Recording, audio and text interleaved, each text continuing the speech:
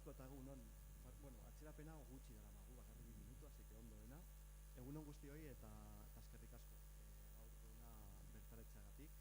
Gaurko programa nahiko beteta dago, beraz ez naiz asko luzatuko, bakarrik testinguru pixka emateko, ekitaldia nomada jaialdi barruan kokatzen nahi gea, aurten 3. edizioa da, ospatzen nahi gea, beste eragile, hainbat eragile Gipuzkoa eta Bizkaiko eragile kultural eta sozialekin batera, eta 3. edizioa izatea guretzat ja arrakasta bat da, ezta? Eta hori da 3 arrazoigatik, esango nuke, alde batetik proiektu atzean lantalde oso profesionala motibauta dagolako, así que eskerrik asko ere hau posible egin duzunagatik. Bigarrenik kosorkuntzako prozesuan bai Gipuzkoan eta bai Bilbon eragile ezberdin asko lortu dugu gureganatzea edo elkarrekin edo elkarren lana egitea, bai eragile kulturalak eta baita ere sozialak, eta 3. ere esango nuke, babes asko daukagulako bai Eusko Jaurlaritzatik eta baita ere Gipuzkoa Foru Aldunditik eta baita Bizkaiko Foru Aldunditatik, ezta?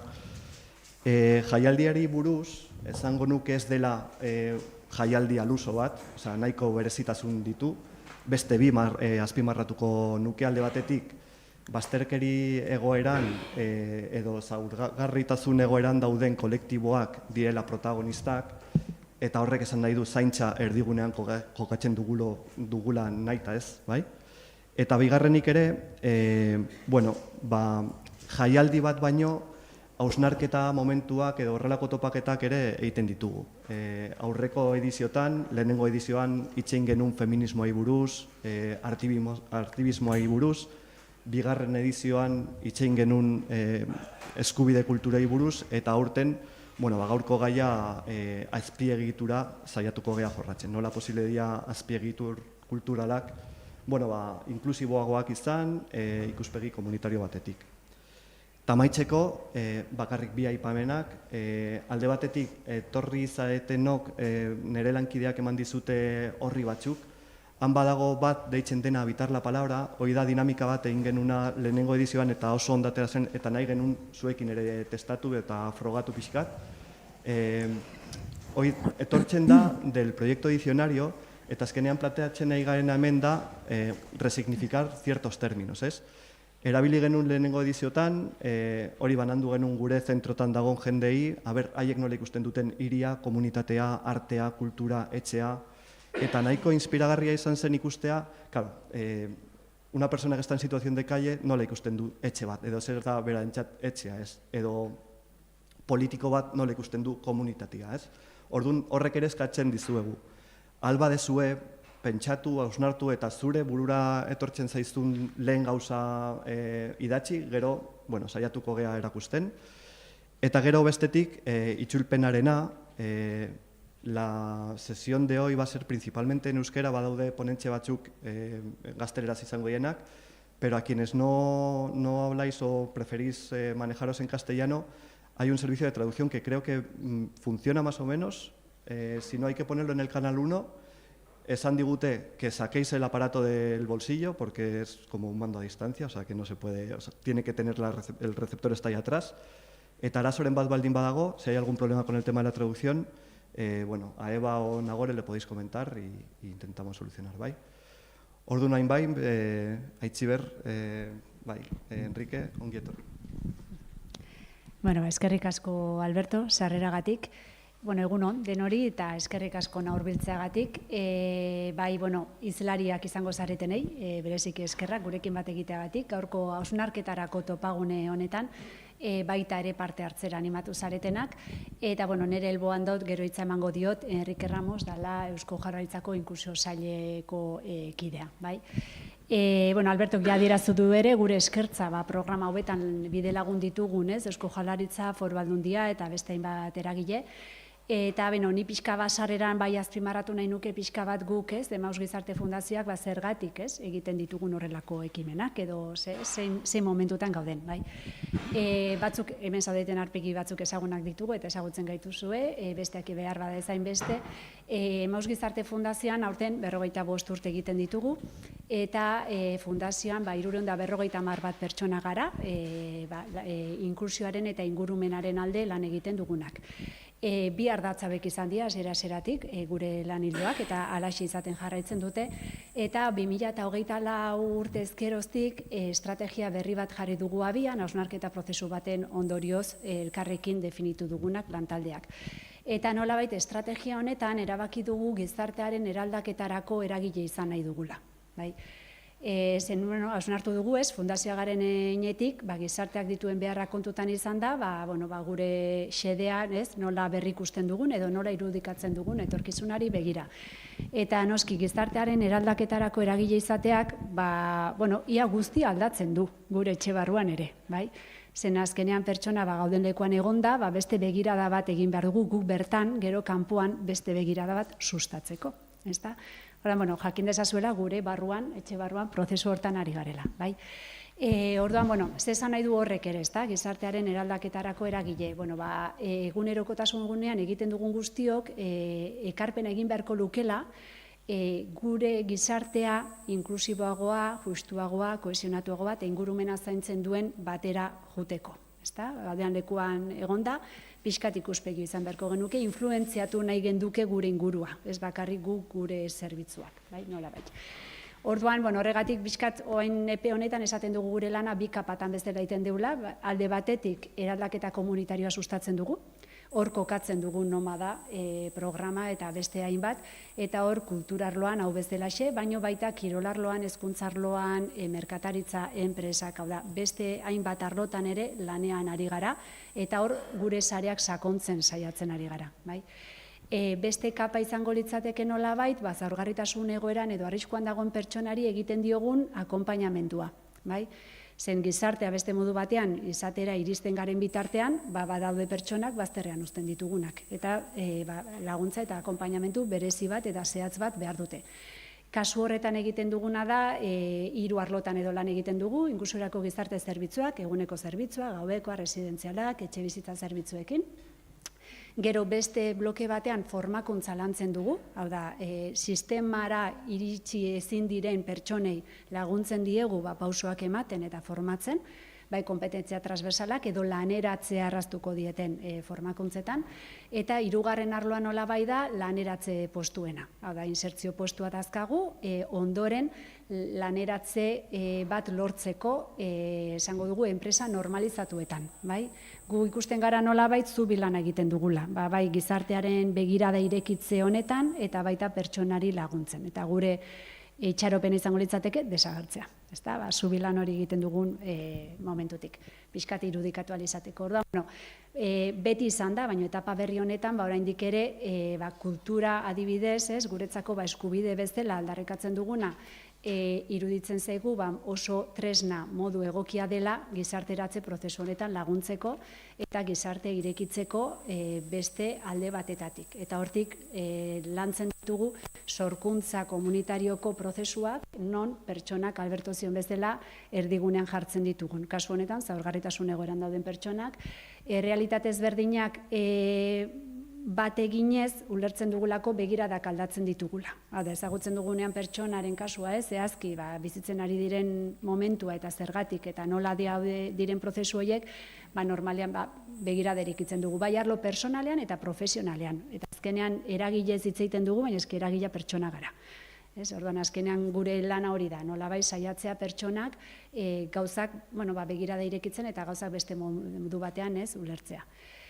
Orduan, kontestu honetan, nioen bezala, kultura guretzako lan lerro garrantzitsua da, hor kokatzen dugun nomada prozesu hau, Alberto zion bezala 3 urte damazkigu programa honekin, egiten duguna da urtero abiatzen dugu, urte hasieran zehar, eta hor nolabait identifikatzen ditugu Emaus Gizarte Fundazioko zerbitzuetan eta akonpainatzen ditugun pertsonen beharrak eta nahiak kultura arloarekin zerikusia dutenak eta sorkuntza arloarekin. Modu batean, lanketa horiek eginez, inguruko eragileak batzen ditugu, gizarte arloko eragileak eta baita kreazioan, sorkuntzan eta kultura arloko eragileak, eta hortik sortzen ditugu prozesuak. Hau da, guk orain azaroa eta abendua zeran, egingo ditugu erakusketa batzuk eta jaialditxoren batzuk, baina hori importantea da noski, zen horrek ere laguntzen du, helburu bat izaten eta irudikatzen, gizarteratzen, baina gutzako importantena atzean dagoen prozesua da. Ze hor da lantzen direnan harremanak, eragileen artean, pertsonen artean, zaurgarritasun egoeran dagoen pertsona, eta laguntzen diogu zaurgarritasun egoeran dagoen pertsona hori bere sarea eraikitzen, eta kulturaren abaroan eginez gero, beste termino batzutan da harremana ere. Iritsi gaitezke harreman horrelakoetara eta ez beste modu batera. Azkenean zaurgarritasun egoera eman duen baldintza horiek edo alde batera uzten dira eta hitz egiten dugu pertsonatik pertsonara. Eta hor gure aspirazioa da, prozesu hauek abian jarrita, prozesuetara batzen ditugun eragileen begirada ere irekitzea. Hau da, prozesu hontaz haratago, ezagutza horiek eta egiteko modu berri horiek, jada sistematizatu daitezen eragile horien baitan. Eta iriki dezatela begirada ez bakarrik, momentu horretan, parte hartu duen zaurgarritasun egoeran dagoen pertsonari, baizik eta orokorrean egoera horretan egon daiteken edo zein pertsonari. Pixkat hori da gure asmoa eta hori ere da gure fundazioan lan egiteko modua. Prozesuak abian jartzea, eragileak batzea, sarean lan egitea, indarrak batzea eta pixka bat hortik aurrera pausoak ematen jutea. Ordan, orain artean, 3 urte hauetan egin ditugu prozesu hauek gauden komunitate ezberdinetan, Irundik hasita, Errenterian, Pasaian, Donostian, Arrasaten, Derion eta Gamizen, eta aurten ere batzen dugu prozesura Zarautz ere bai, eta hor ere saretze lanat egiten ari gara. Urtero ere prozesuak egiten ditugun herriak aldatzen doaz, eta aurten zehazki egiten ari gara Irunen, Pasaian, Donostian, Zarautzen, Gamizen eta Derion. Eta hortik, 10 bat disiplina landu ditugu, musika, argazkilaritza, txotxongiloak, podcastak, hainbat disiplina landu ditugu, eta 73 pertsona ari dira parte hartzen, zaurgarritasun egoeran dauden pertsonak, eta 15 bat eragile batu ditugu artista eta kultural lokoak, eta beste 19 eragile uste direla, gizarte arloko ere, beste eragileak ere, akonpainamendu prozesuak eta egiten dituztenak. Ordan, hori da gure asmoa, sare horiek eraikitzen jutea, begiradak irekitzea eta aurrera pausoak ematea, eta aurten nahi izan dugu ere, gaurko topaketa antolatu, eta atzo ere Bilbon antzeko topaketa bat izan genuen, non kultura eragileak eta gizarte arloko beste eragileak bateten, pixkat hausnarketarako gune bat edo izateko. Prozesu ez haratago eta egiten duguna haratago, pixkat beste pauso bat ematearen, orduan, gu pozik, hurbildu zaretelako, islariak ere bat egin duzutelako, eta dugun babesagatik, eta ia badenon artean lortzen dugunez, prozesu hauei jarraipena ematea, sistematizatzea lortzea, eta hor uste dugula erronka, atzo Bilboko jardunaldian ere gaia batera zan ere bai, eta ia danon artean lortzen dugun. Eta hoxen eradetik bestik ez. Sarrera bezala, gero Alberto gitatuko du jardunaldia, eta jongo da ekarpenak egiten, eta orain, Enrique Ramosi pasako diotitza, pixkat Eusko Jaurlaritzaren izenean, bere ikuspegia eta partekatzeko. Eskerrik asko Aitziber eta Alberto. Eskerrik asko bioi. Lehenik eta behin mila esker Maus Fundazioari zure gopidapenagatik, placer handi bat da. Yo brevemente, el departamento en este caso en el que ha estado un poco implicado en este proceso y en esta iniciativa ha sido el Departamento de Empleo, en la dirección, la Viceconsejería de Empleo e Inclusión, que a día de hoy se ha separado en 2 direcciones. En el momento en que se inició el programa, me tocó a mí ser director, era Empleo e Inclusión, ahora son 2 direcciones, lo cual yo creo que ya da una primera idea de cómo hemos querido darle un carácter específico a todo lo que tiene que ver con la inclusión. Pues realmente fue una iniciativa que la vimos con mucho interés y que le dimos quizá esa perspectiva un poco más de inclusión y de interacción con todo lo relacionado con el empleo, con la intermediación sociolaboral, etcétera, ¿no? Y nos pareció realmente un proceso interesante.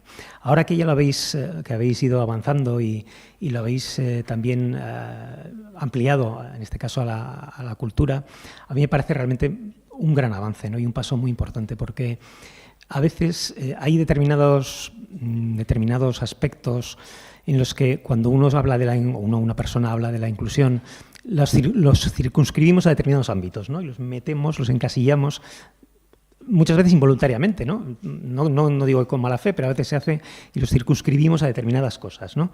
Y no vemos que la inclusión tiene que ser algo de 360 grados, que tiene que estar en todas las actuaciones que hacemos y en todo lo que hacemos y tenerla presente en cualquier ámbito de gobierno, en cualquier ámbito de actuación en la que, sobre todo, las administraciones y las instituciones públicas las tenemos, ¿no? Y desde luego la cultura tiene que ser uno de ellos, ¿no? Porque uno se pone a pensar y parece que no puede haber o no hay relación o no debería haber, o hay más relación con otras cosas que con la cultura, entre cultura e inclusión, ¿no? Yo creo que es absolutamente fundamental. Como sabe Aitziber, yo he sido bastantes años concejal del Ayuntamiento de Donostia San Sebastián y a mí siempre me fascinaba, yo nunca llevé cultura, llevé muchas cosas, pero nunca llevé cultura. Y una de las cosas que más me fascinaba era la red de casas de cultura que tenía una ciudad tan pequeña como Donostia San Sebastián, ¿no? Una ciudad por aquel entonces, luego ha ido creciendo un poquito más, pero en unos 180.000 habitantes tenía 10 casas de cultura, más aparte pequeños centros culturales en algunos barrios, pues en Igueldo, en Bidebieta, en algunos sitios, y además de todo, por supuesto, otros centros más grandes de otro ámbito, como eran pues el Codo Michelena, luego después vino Tabacalera, etcétera, etcétera, ¿no? Pero realmente esa red de casas de cultura a mí me parecía fantástica, ¿no? Porque permitía, luego han ido cambiando evidentemente los hábitos de la gente, sobre todo de las personas jóvenes y demás, pero permitía a muchas personas tener acceso a la cultura, ¿no? Y a una cultura muy de base, ¿no? Tanto, por ejemplo, funcionaban como bibliotecas públicas, como concesión de libros, de DVDs, etcétera, etcétera. En aquel entonces había DVDs, hoy en día ya nadie los tiene, pero mucha gente tenía acceso a películas o a libros que de otra manera quizá pues no podría tener acceso a ellos por el precio o porque no podía localizarlos o conseguirlos de una manera tan fácil como se hace hoy en día, ¿no? Y eso era una manera también, una forma de alguna manera de inclusión, ¿no? Para permitir el acceso a la cultura de muchas personas que de otra manera no la tendrían. Y para mí es fundamental. Vivimos, y voy terminando, ayer mismo leía lo habréis oído muchísimo, pero leía unas declaraciones de algún responsable público, no me acuerdo de quién, no aquí en Euskadi, fuera de aquí, que decía que la universidad estaba muy alejada de la empresa y tal, porque la universidad tenía que responder a lo que el mercado laboral requería y tal, no sé qué, ¿no? Bueno, yo discrepo completamente de eso, ¿no? Yo creo que la universidad tiene, y los estudios universitarios tienen que tener muchas otras, o deben cumplir otras muchas funciones que las de dar respuesta al mercado laboral, que en parte también, pero desde luego tiene que cumplir otras muchas funciones, ¿no? Y el hecho de que tú estudies algo que a lo mejor no tenga lo que se suele llamar una salida laboral no implica que esa carrera tenga que desaparecer o relegarla, ¿no? Sino todo lo contrario.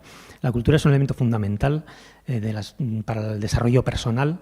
Yo creo que hay dos elementos fundamentales que hacen que una sociedad sea civilizada. Hay muchos, pero dos de ellos son, uno, las normas que nos damos, las leyes que nos permiten convivir y tener unas relaciones normalizadas, y la otra es la cultura. Sin cultura, yo creo que las sociedades no alcanzan un nivel de civilización adecuado, ¿no? Y por lo tanto, el tener esta visión inclusiva de la cultura o cultural de la inclusión, a mí me parece que es absolutamente fundamental, y por lo tanto el proyecto me parece que eso nos parece que es muy bonito, y desde luego si se pudiera mantener de alguna manera en el tiempo y ir ampliándolo a otros ámbitos, pues nos parecería estupendo. Así que os animamos a ello y os damos también la enhorabuena por ello.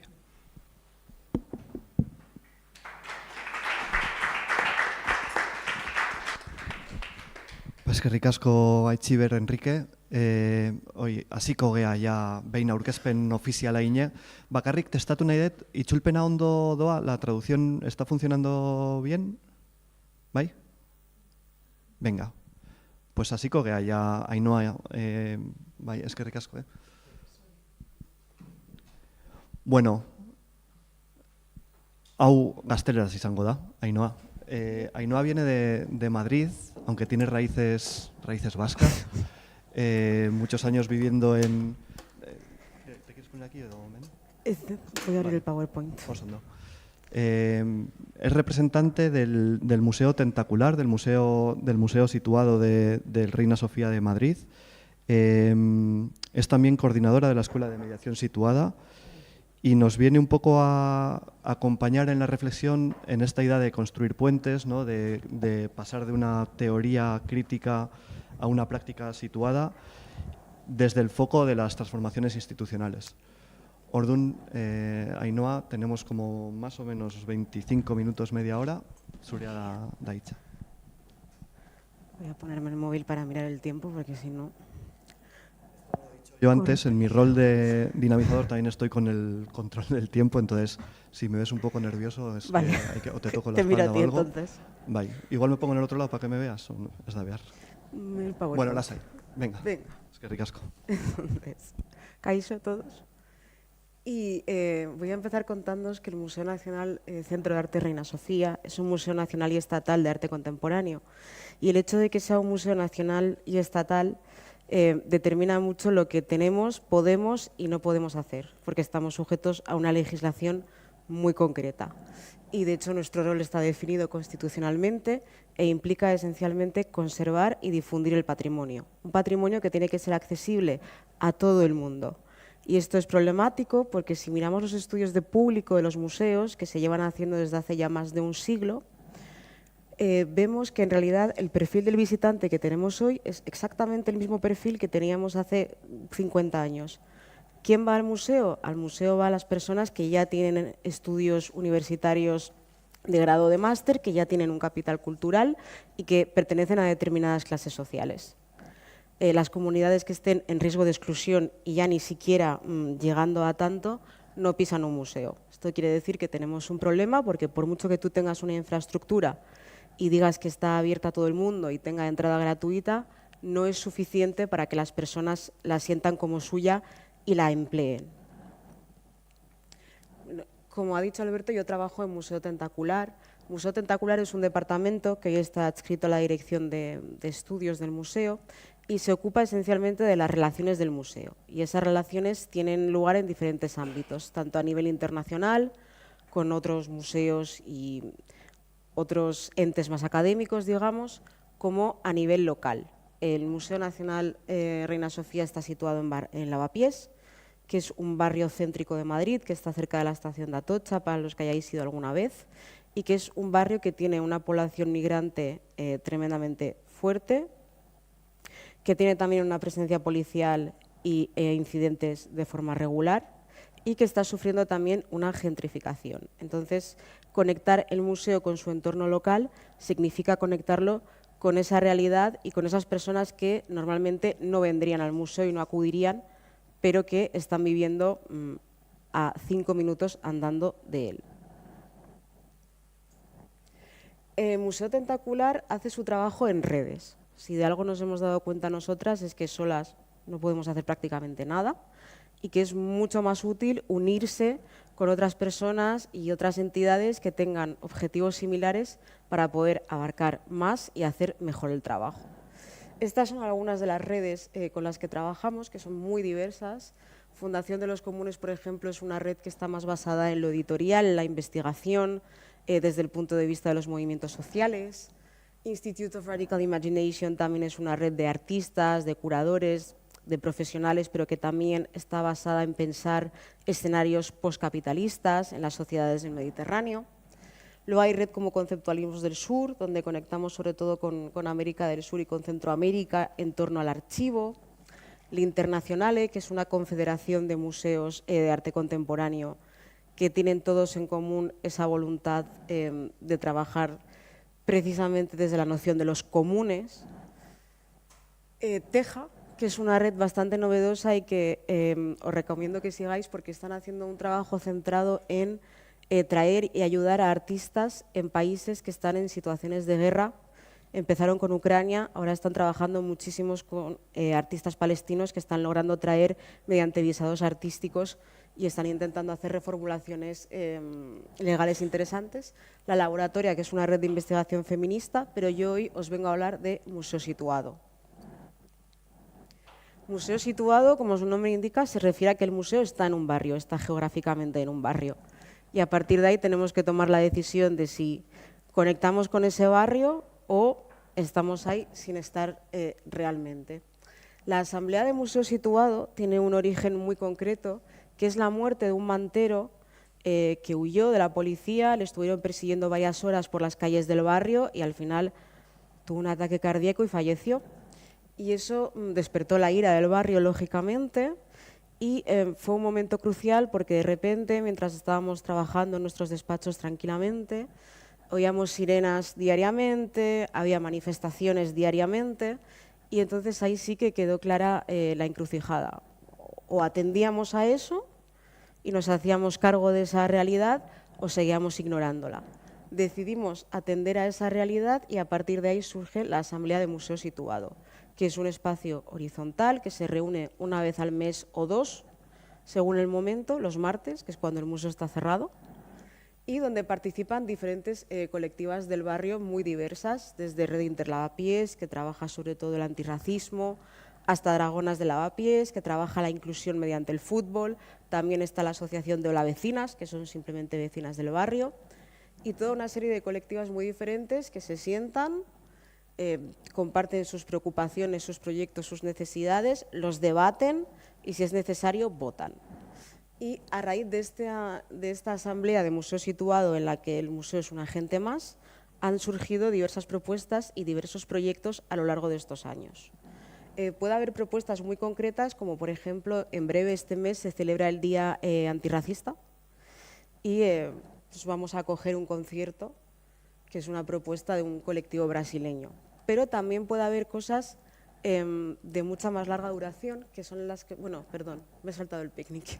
El picnic de Museo Situado es muy importante, porque un día al año, en junio, invadimos el museo, literalmente, montando un picnic con todas las comunidades. Intervenimos todo, participamos nosotras, participan los colectivos, todos hacemos todo, servimos comida, hacemos pancartas, lo que sea necesario. Y ese picnic incluye una especie de mini manifestación por el barrio y paraditas en el propio jardín del museo, donde cada colectivo expresa básicamente sus reivindicaciones políticas. Este año, por ejemplo, había muchas reivindicaciones en torno a la vivienda. Pero es importante el picnic porque supone el hecho de que se apropien de una infraestructura que no suelen ver como suya. Es muy gracioso porque los turistas ese día pasan y empiezan, ¿qué está pasando? ¿Qué es eso? No entienden nada, se suman. Y porque además es muy importante para nosotras que el picnic es un momento de goce. Hay una reivindicación política, pero se hace desde la alegría, porque me imagino que muchas de vosotras trabajáis en el entorno social o cultural o estáis muy interesados por él, sabéis que el activismo es cansado, es agotador psicológicamente. Y entonces es importante introducir estos elementos festivos y de reunión también de culturas muy diferentes que conviven y que es lo que se da en el propio barrio. Aquí tenéis imágenes, incluye música, incluye comida que también está hecha por las propias comunidades. Intentamos siempre, a nivel de recursos, que vuelvan al barrio y no ir fuera del barrio. Y siempre también con instituciones que entendemos éticas por su forma de trabajar. Otro programa que surgió de la Asamblea es el Voces Situadas. El Voces Situadas es una serie de encuentros situados que se celebran también como una vez al mes o cada 2 meses y que tienen un tema concreto. Ese tema sale de la Asamblea y hay una colectiva siempre o varias que se hacen responsables de la organización. Nosotras aquí lo que hacemos es acompañar, desde hacer trámites administrativos hasta pegar carteles, pero el trabajo es siempre conjunto. El último Voces Situadas, por ejemplo, trató de las enfermedades laborales de las empleadas de hogar y el siguiente tratará de los derechos reproductivos, que son temas un poco que atraviesan a todas las colectivas de forma diferente. Pero yo hoy os quiero hablar sobre todo de las escuelas de Museo Situado, porque es quizás el proyecto como que con más empaque que ha salido de la Asamblea. Cuando veis la palabra escuela no os imaginéis una cosa académica porque no la vais a encontrar, pero sí que son espacios donde trabajamos sobre todo con población migrante de diferentes formas. En primer lugar está la Escuela de Español. En el caso de la Escuela de Español la lleva la Red Interlavapiés. Las profesoras son voluntarias de la red. Nosotras lo único que hacemos es ceder el espacio del museo y acompañar la actividad con lo que puedan necesitar. Las personas que acuden a la Escuela de Español son personas muy diversas. Muchas acaban de llegar, la mayoría en patera, a veces no saben decir ni hola. Y las profesoras trabajan también con esas realidades en las que les van a enseñar a través de las colecciones del museo, pero también a través, por ejemplo, de catálogos de supermercados, que es una herramienta fácil para empezar a adquirir palabras. Y también hay que tener en cuenta que todas estas escuelas están atravesadas también por las problemáticas que tienen estas personas, que muchas veces pues igual están en un centro o igual no han comido ese día, etcétera, que son elementos que no están de por sí en la escuela, pero que te terminas encontrando y que tienes que acompañar y que tienes que gestionar. La Escuela de Derechos es una escuela también donde se trata de traer a personas del entorno legal para que les expliquen los derechos que tienen. Los procesos de arraigo, de adquisición de nacionalidad, de residencia son muy complicados. Estas personas muchas veces no tienen esos elementos y nos encontramos con realidades donde a menudo determinados individuos lo aprovechan para explotarlas, con lo cual intentamos parar eso. Pero también es un doble sentido porque a veces la Escuela de Derechos también ofrece herramientas de integración. Por ejemplo, hace poco tuvimos una Escuela de Derechos un poco tensa y necesaria, bastante interesante, sobre los derechos de la mujer. Porque muchas veces las personas que vienen a estas escuelas provienen de países como por ejemplo Senegal, donde tienen culturas y legislaciones diferentes y es importante explicarles qué pueden y qué no pueden hacer. Eso también facilita la convivencia dentro del barrio y evita incidentes y problemas. También tenemos el curso de manipulación, embalaje y transporte de obras de arte, que este es un curso corto y muy práctico. La idea es que puedan sacar de ahí un diploma. Durante una semana vienen al museo, personal del museo, de los departamentos de restauración y de conservación, les explican un poco las bases de su trabajo. Intentamos también que tengan un día de prácticas con una empresa en algún montaje o desmontaje que se esté realizando en el museo en ese momento, para que tengan esos conocimientos adquiridos, tengan su pequeño diploma y eso les pueda servir para entrar un poco en el mercado del trabajo a través del arte. Y la escuela que más voy a desarrollar, porque es la que coordino, es la Escuela de Mediación Situada, que tenemos con Zaidan, que es una empresa de traducción, con Hanan Dalu Akmar, que es una coordinadora intercultural que ha trabajado mucho, por ejemplo, con las jornaleras de Huelva, pero que no haya trabajado en el campo artístico, y con el Departamento de Educación, que también colabora con nosotros en esta aventura. La Escuela de Mediación Situada parte de una anécdota un poco baladí, que es que un día estaban haciendo una visita al museo para una de las colectivas y la mediadora del museo, que trabaja con el Departamento de Educación, son las que las forman, usó una referencia de Los Simpson. Claro, Los Simpson a nosotros nos parecen súper universales, pero no son universales, son occidentales. Y entonces se le quedó todo el mundo mirando como diciendo, no entiendo absolutamente nada de lo que me quieres decir. Y a partir de ahí nos dimos cuenta de que igual había que explorar ese vacío que existía. Y entonces la Escuela de Mediación en lo que consiste es que cada año se seleccionan a través de las colectivas una serie de personas de diferente procedencia y con diferentes idiomas nativos que no sean el español a poder ser, que tengan interés en aprender elementos de mediación. Y entonces lo que hacemos con Hanan es darles unas clases, a veces nosotras, a veces con intervinientes externos, donde les hablamos, por un lado, de la mediación intercultural, partiendo de temas como las fronteras, el racismo, etcétera. Por otro lado, una cosa mucho más artística, ¿no? O sea, al final, si vas a hacer una visita mediada al Guernica, te tengo que explicar qué es el Guernica, qué es el cubismo, quién es Pablo Picasso, etcétera. Y todo eso tratamos de combinarlo para que ellos mismos puedan convertirse en mediadoras. Y este es un concepto muy interesante porque las mediaciones las hacen en sus propios idiomas a sus propias comunidades.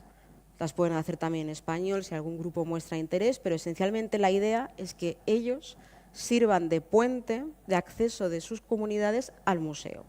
Y para eso el idioma es vital. Entonces tenemos mediaciones en idiomas como el Wolof, como el Darija, como el bengalí, como el tagalo, que es el idioma de Filipinas.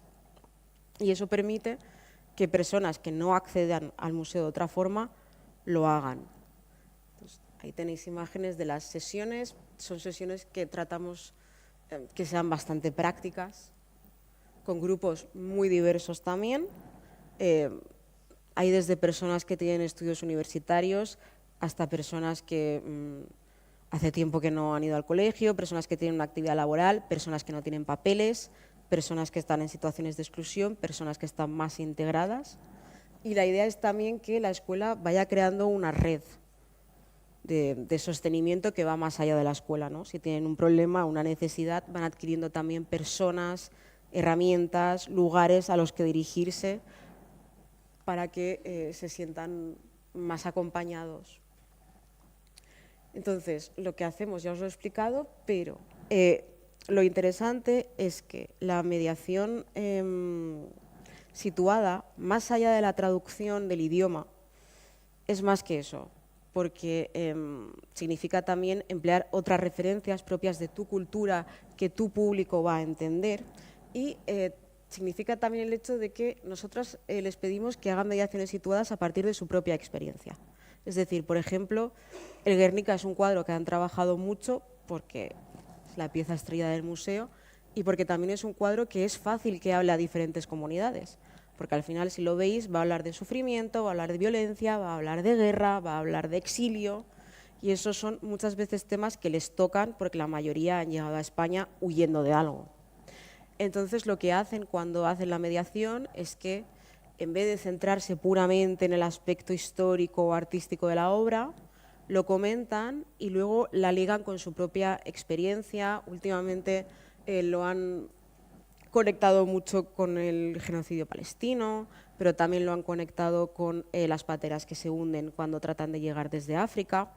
Y entonces se produce ese puente. Y también nos hemos dado cuenta de que es muy importante el acceso a las infraestructuras, que es que, nos lo han dicho varias veces las propias comunidades, cuando tú vas al museo y de repente ves que ese museo lo está habitando una persona que es similar a ti, porque habla tu idioma, porque tiene tu color de piel o porque viene del mismo contexto social, de repente sientes que realmente puedes tener acceso a ese museo, que es algo que no les pasa cuando les hablamos nosotras, por muy buena voluntad que le pongamos.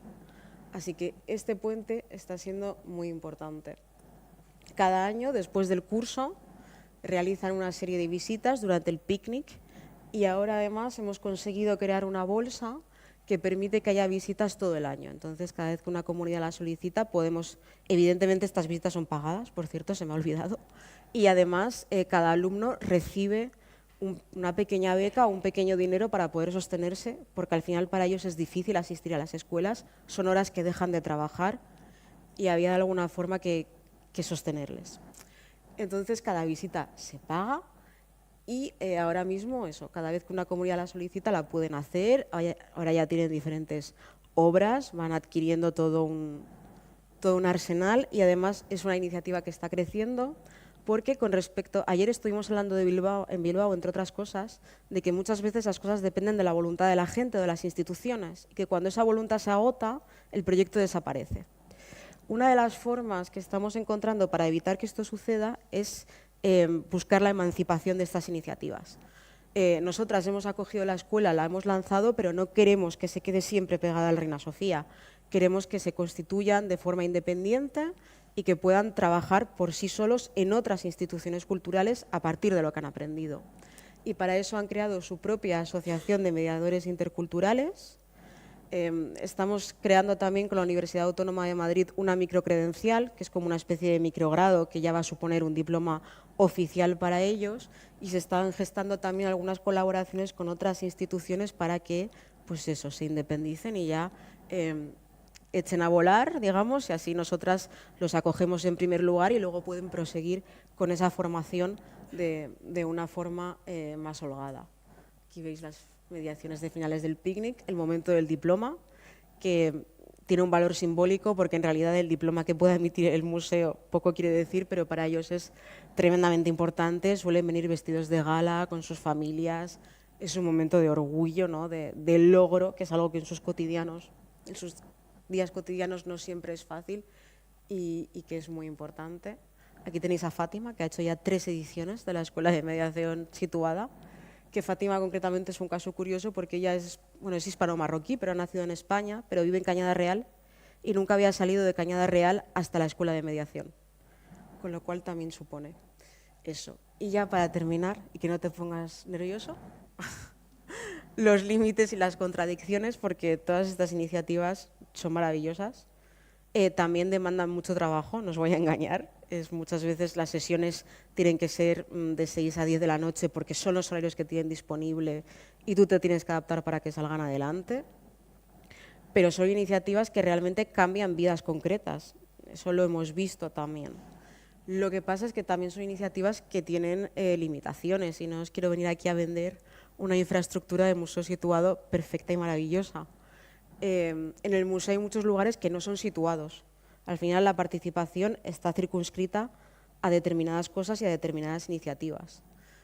Por ejemplo, sí pueden hacerse con espacios del museo, pero la asamblea no se imprime en la estructura del propio museo, no va a tomar nunca una decisión acerca de qué se expone o de quién viene o de qué obra adquirimos, que quizás sería el próximo paso de forma general, no limitadas a estos colectivos, sino a la población, porque se supone que el museo y el patrimonio es de todos, pero esto es así.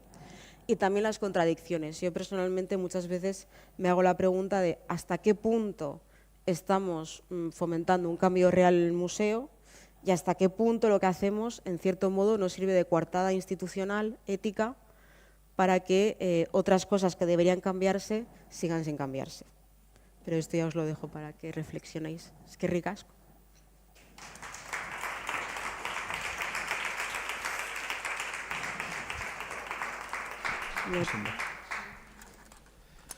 Mila esker, Ainhoa. Oso inspiragarria. Ez dakit, ezagutzen zenun aurretik bere esperientzia, porque jende askok, justu bidali genuen galdetegian, komentatu zuen interesa zeukala museo situado. Atxo komentatu nizun, como que había generado expectativas.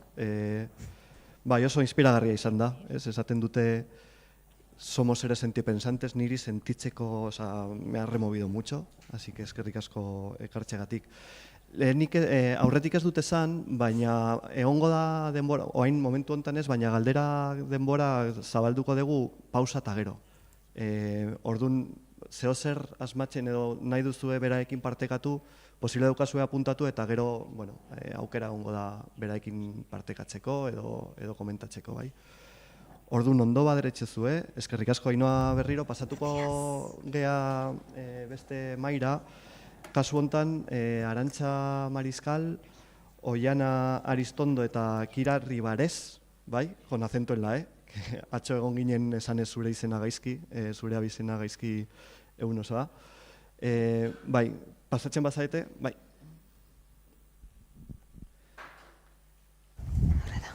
Kasu hontan, bueno, a ver, nola nahi duzu? No, jarriko. ¿Qué tal?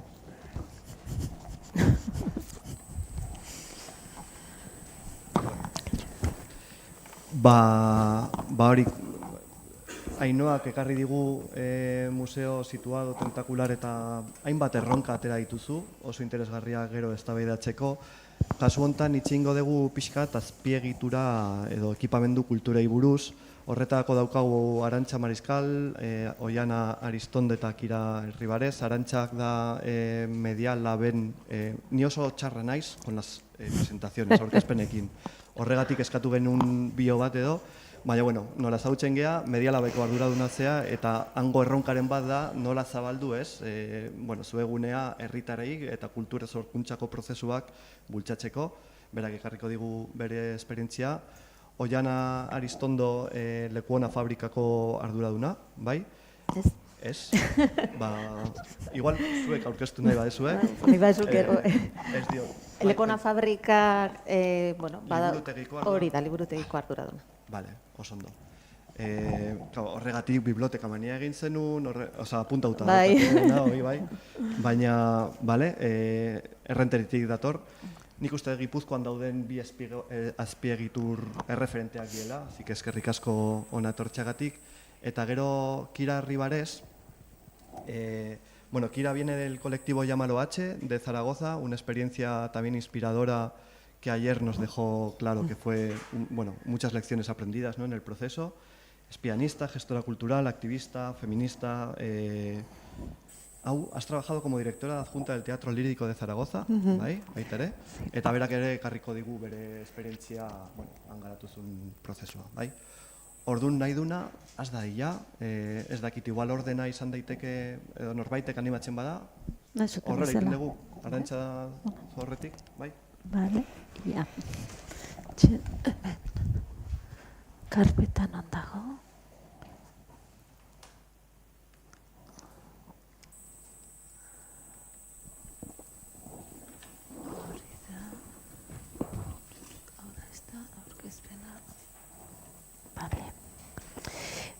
Bueno, lehenik eta behin eskerrik asko, eta egun on guztiei, etorri zeatenei eta gonbidatu nauzuenei. Bueno,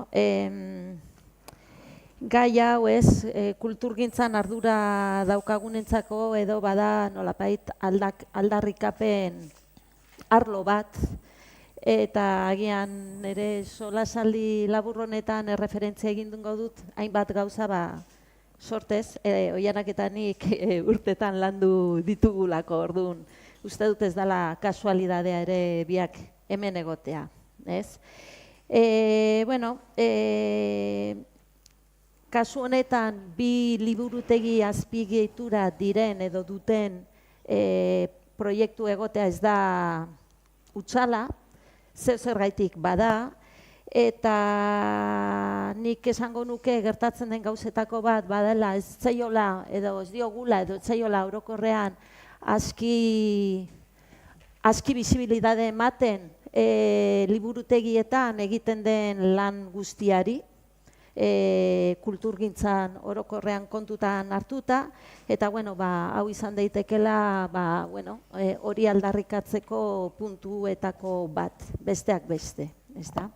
Askotan pentsatzen dugu liburutegiak direla halako espazio ireki bat, isila, non jendea ikastera edo irakurtzera edo liburuen mailegua egitera joaten dena. Asko jota filman bat ikustera. Baina liburutegiak askoz gehiago dira. Bueno, nik hemen ikusiko dezute irudia jungo dia pasatzen, hori da.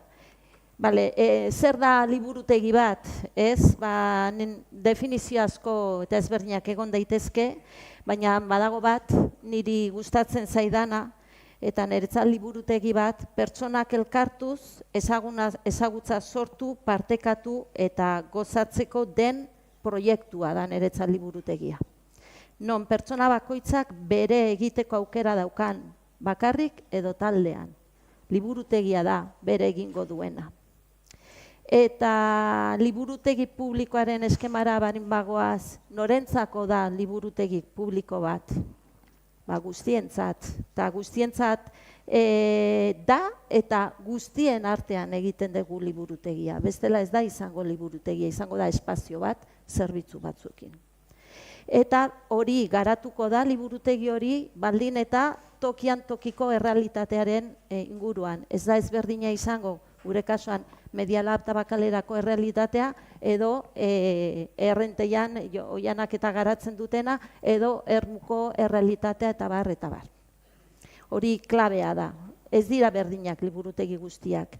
Eta liburutegitan aritzen garenentzat beti ez da erresa liburutegi batean zer gertatu daiteken azaltzea, edo zein harreman mota sortu daitezken, edo zein istilu, edo zein poz, ez? Liburutegi publiko bat irudikatzen degunean, importantea da herrian, plaza, parkea, kalea irudikatzea. Ze hor gertatzen diren harreman motak dira, gero liburutegian gertatzen direnak, eta hori da errealitatea. Egunerokotasunean bizitzen deguna. Nik esango nuke liburutegia poliedrikoa dela ikuspegi honetatik, eta errealitate honetan kulturgintza eta formakuntzatik lan egiten degula liburutegietan. Medialab Tabakalerara jaitsiz, bi osagarrien batuketa edo fusio bada. Alde batetik Iriki Labs herritarren herritar laborategia eta bestaldetik Ubik sorkuntza liburutegia. Momentu honetan, zein da Medialaben misioa edo eremua? Medialabek ezagutza, teknologia eta espazioak eskaintzen ditu ikaskuntza prozesuak errazteko, ezagutza sortzeko, esperimentatzeko eta proiektuak garatzeko. Komunitateak eta tokiko sareak sustatzen eta elikatzen ditu, eraldaketa sozialaren funtsezko elementu gisa. Pentsamen barruan ja zenbat gauza sartu ditugun. Ez dugu inongo momentuan aipatu liburuak, maileguak, beste zerbaitetan ari gara, ezta? Baina Medialaben, bi eta laburri aritu behar degulako, bi kontu azpimarratuko nituzke. Bat, Medialab tabakaleraren barruan dagola eta tabakalera sorkuntza fabrika bat dela, eta bereziki sorkuntzara bideratutako kultur proiektu bat dela. Sortzaileek bertan dute lanleku, erakusketak, proiekzioak zineman eta bar, baina baita ere herritarren sorkuntza espazioa da tabakalera, bai sortzeko eta gozatzeko. Hor barruan daukagu Medialab. Eta Medialab definitu gendunean, eta oian orduak sartu genitun, erabaki gendun lehenik Medialabeko DNA, osea ADN-a definitzea. Ez erabakitzea zenbat mai, zenbat apal, zenbat eduki, zenbat ez.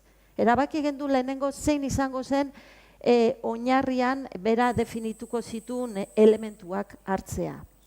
Ta lehenengo elementua izan zen Medialaben ezaugarri nagusi bat lehenengo jarri gendun, bokazio publikoa zela. Eta proiektu horretan bokazio publikoa definitu genuen, kasu horretan liburutegiak, herritarren alde eta herritarrentzat lan egiten du. Adina, gizarte egoera eta espezializazio maila berezi gabe. Guztiontzak zabalik dagoen liburutegia da, bizitza eta elkarrekiko errespetua sustatuz. Bokazio publiko honek ez du esan nahi administrazioaren menpekotasun bat daukagunik, da publikoa gera, administraziokoa geralako. Hori ere bada, noski, administrazioa da gure nagusi. Baina guk hor azpimarratu nahi genuna, publikoa kontzeptuaren barruan da, pertsona guztiek eta guztientzako proiektua dela, eta kultur proiektua dela aldarrikatzen duguna, horrek suposatzen ditu zailtasun, erronka eta altxor guztiekin. Eta hori bada posizionamendu bat, ateak zabaldu baina lehen egiten duzuna. Horregatikan, hemen Nomadalaben aipatzen dezuten elema hori kultura eskubide babesleku eta ondasun komun gisa, nolabait elkarrekin identifikatzen diguna. Bale, nondik hasi, nola eraiki dezakegu guztientzako, pertsona guztientzako den kultur proiektu bat, kultur zerbitzu bat, nola? Guk hasiera batean pertsona ezik erabiltzen genuen herritar terminoa. Herritar guztientzat, baina jabetu ginen eta bereziki azken urtetan Donostian bizitzen ari garen egoera berezikien Donostian eta inguruan, ikusi genuen denak ez ginela herritarrak, denak ez genuela eskubide berdinak. Eta orduan, erabiltzen dugu aldatu genuen benetan eroso sentitzen garela pertsona izenarekin. Pertsona guztiekin lan egin nahi degula herritarretatik haratago. Eta horren, esan bezala lehen urratsa izan da proiektu beraren izaera erabakitzea eta orduan izaera publiko horrekin lan egitea. Eta luzatu gabe jarraituko dut, ze bestela 10 minutuak azkarkuko dira. Hemen? Nik ere entzuten dut dola fondoko zerbait, baina bueno, bale. Definizio hori ondoren beste klabetako bada lantaldea. Ze pertsonak osatuko dugun lantaldea horreri aurrera egiteko. Hasiera batetik bereziki lan egin gendun, lantaldeak ulertu du zein den kultur proiektuaren izaera, eta ulertu ez dutenak edo hasieran gauza arraro bat iruditzen zitzaiena, ni liburutegi batera nator hau zer da, berela barneratu du eta gaur egun esango nuke talde osoko kide guztiak direla proiektu hau aurrera ateratzeko aliatu nagusiak.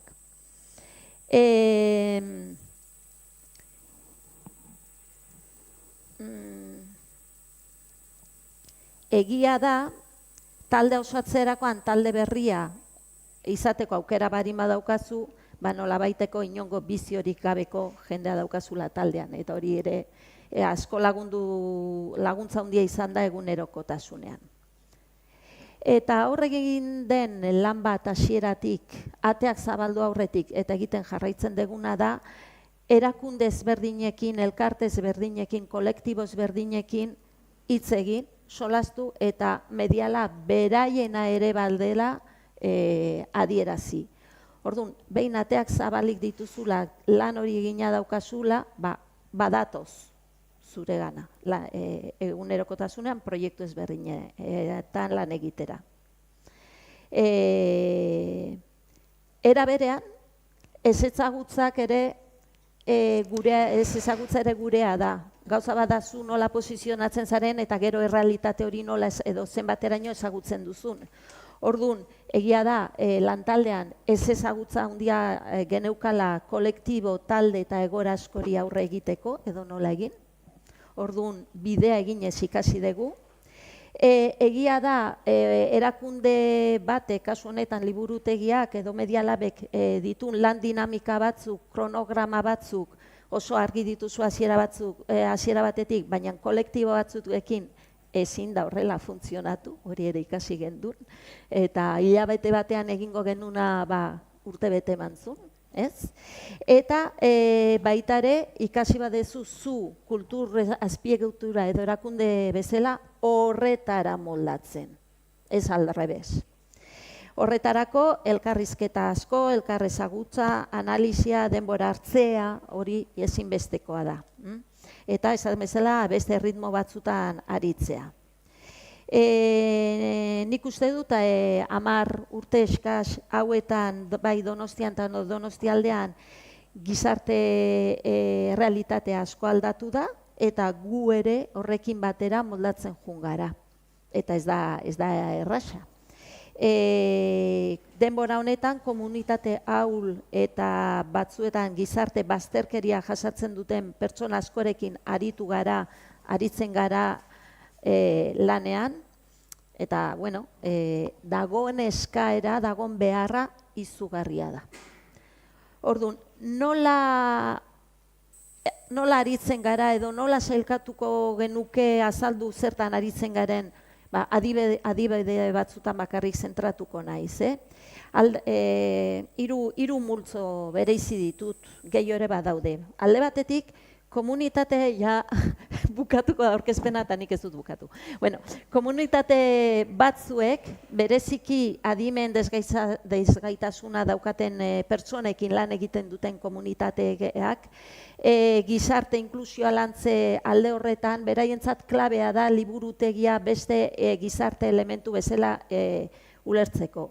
Beraiekin bai, elkarrekin bidelagun proiektua garatzen ditugu eta oso ezberdinak dira, emaitza ezberdinak izaten ditugu, batzutan arte plastikoa lantzen dugu, beste batzutan ikusentzunekoekin aritzen gara, guztien artean erabakitzen dugu, ez da zerbait vertikala, baina hori aitzaki bada, gero kolektiboietako pertsonak bakarrik beraien denbora libretan ere gure zerbitzura etortzeko eta gure zerbitzua erabiltzeko. Erreferentzizko pertsonak hartu dituzte beste saiotan, eta etor daitezke igonde goiz batean lasai, edo beste momentu batean, o inkluso antolatzen ditugun programa edo ekintza irekitan ere izen eman eta parte hartzera. Konfidantzazko leku bat bihurtu delako. Beste komunitate batzuek, beste behar batzuk dituzte, espazio seguru bat behar dute, babesa emango dion espazio bat, lasai egoteko espazio bat, atsedena hartu, bero egon neguan, fresko udaran, wifiaren erabilpena ezinbestekoa daukate, takia batzuk erabiltzea, egoteko lekua eta bere inguruko komunidadearekin bazkal ondoan lasai egoteko eta solasteko tarte eukitzeko, filma bat ikusteko, eta hori ere beste erabilpen bada. Kasu honetan eta hau bereziki kolektibo migrantekin gertatzen ari den realitate batei erantzun nahian, hori ematen da, baina nera berean, esan genuen, nola egin dezakegu pasiboan dagon kolektibo pertsona batzuk aktibora eramateko. Bueno, inor portxatu gabe, esan genuen, bueno, Bazkalondoko tarte horretan, ekintza bat antolatuko dugu, eta ekintza hori horretan libreki parte hartu dezakete.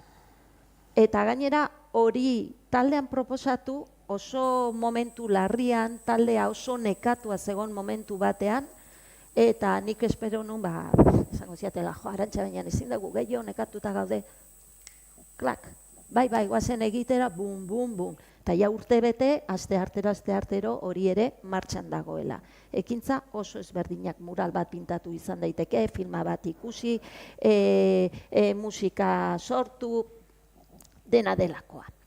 Eta beste multzo bat azaldu edo aipatu nahiko nuke da, bakardadera jasaten duten pertsonen inguruko multzoa. Badakigu, gero eta jende gehiago dagola nahi gabeko bakardadea sufritzen, eta kolektibo neri, kulturgintzatik nola erantzun dakiokegu, ez da?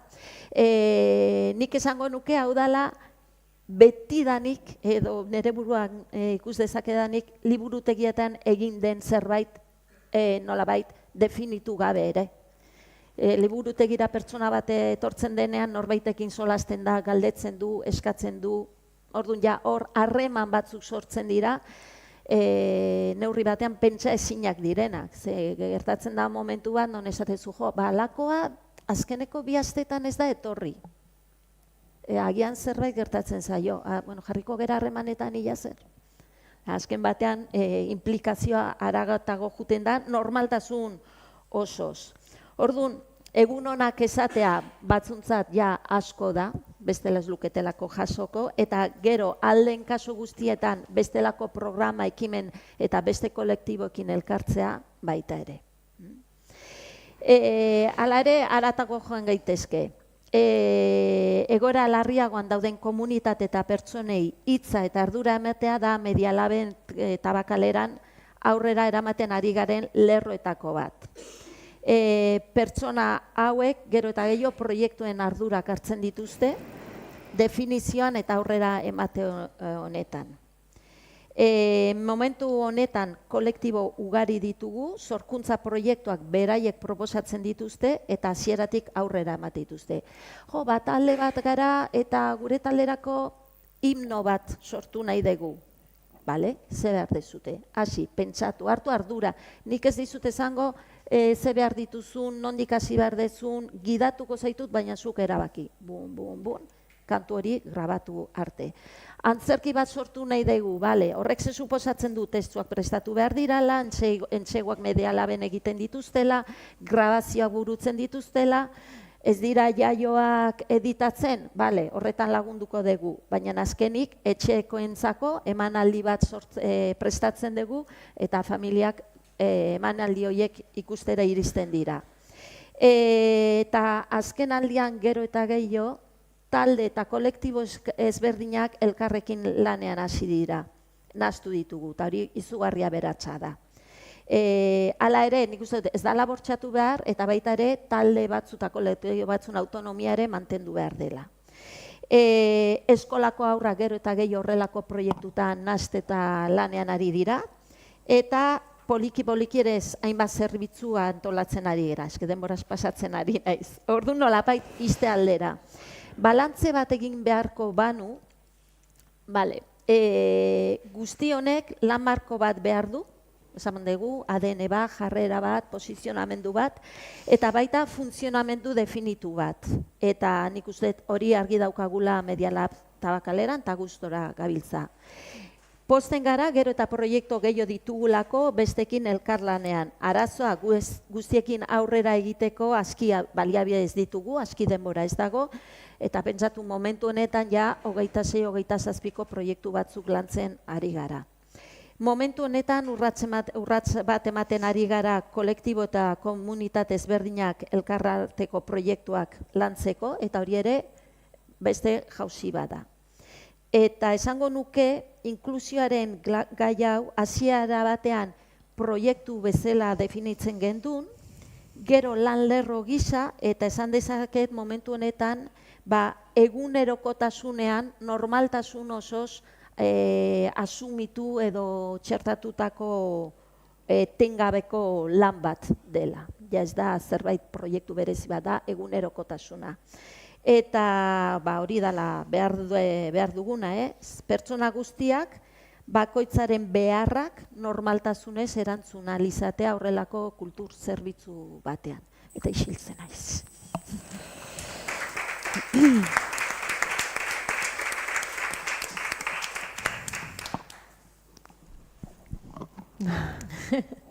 Nahi duna, Osa, nik esan dut igual horrela joatea, baina nahiago badezue, si preferís cambiar el orden, todo bien. Eskerrik asko, Arantxa. Voy a ver si consigo que funcionen las presentaciones.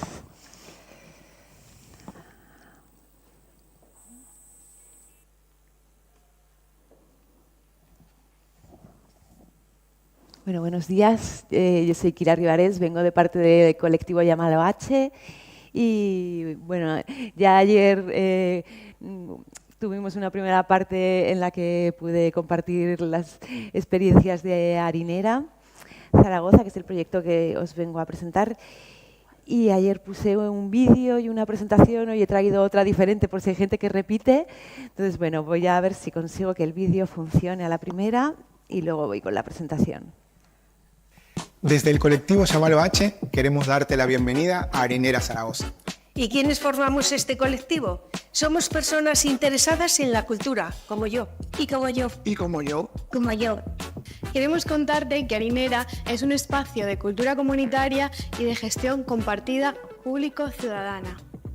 ¿Qué significa eso? Que aun siendo un espacio municipal, Harinera se dirige a través de una asamblea en la que cualquier persona puede participar, incluso tú. La asamblea la formamos el Ayuntamiento de Zaragoza, representantes del tejido vecinal del barrio y el colectivo Llámalo H. Poder decidir en comunidad nuestros objetivos, qué actividades queremos, cómo nos organizamos o cómo usar el espacio, para que cualquiera pueda producir cultura en primera persona. Es una experiencia única para nuestro barrio y nuestra ciudad. Y para que os unáis al colectivo Llámalo H, no hace falta ser una persona experta en actividades culturales, porque somos gente de lo más normal. Basta con tener ganas de opinar y de participar. Y somos la gente muy maja. Maja, maja. Maja, maja. Para que nos puedas conocer, te queremos invitar a nuestras jornadas de bienvenida, organizadas los primeros jueves de cada mes a las 6 de la tarde. O escríbenos a nuestro correo electrónico y te invitaremos a una asamblea.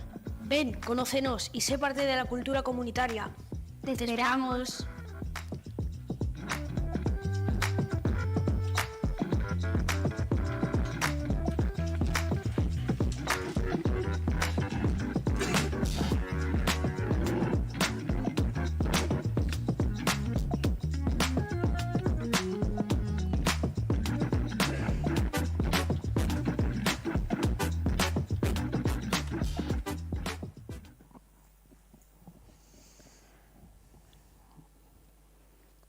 Funcionado la primera, bien.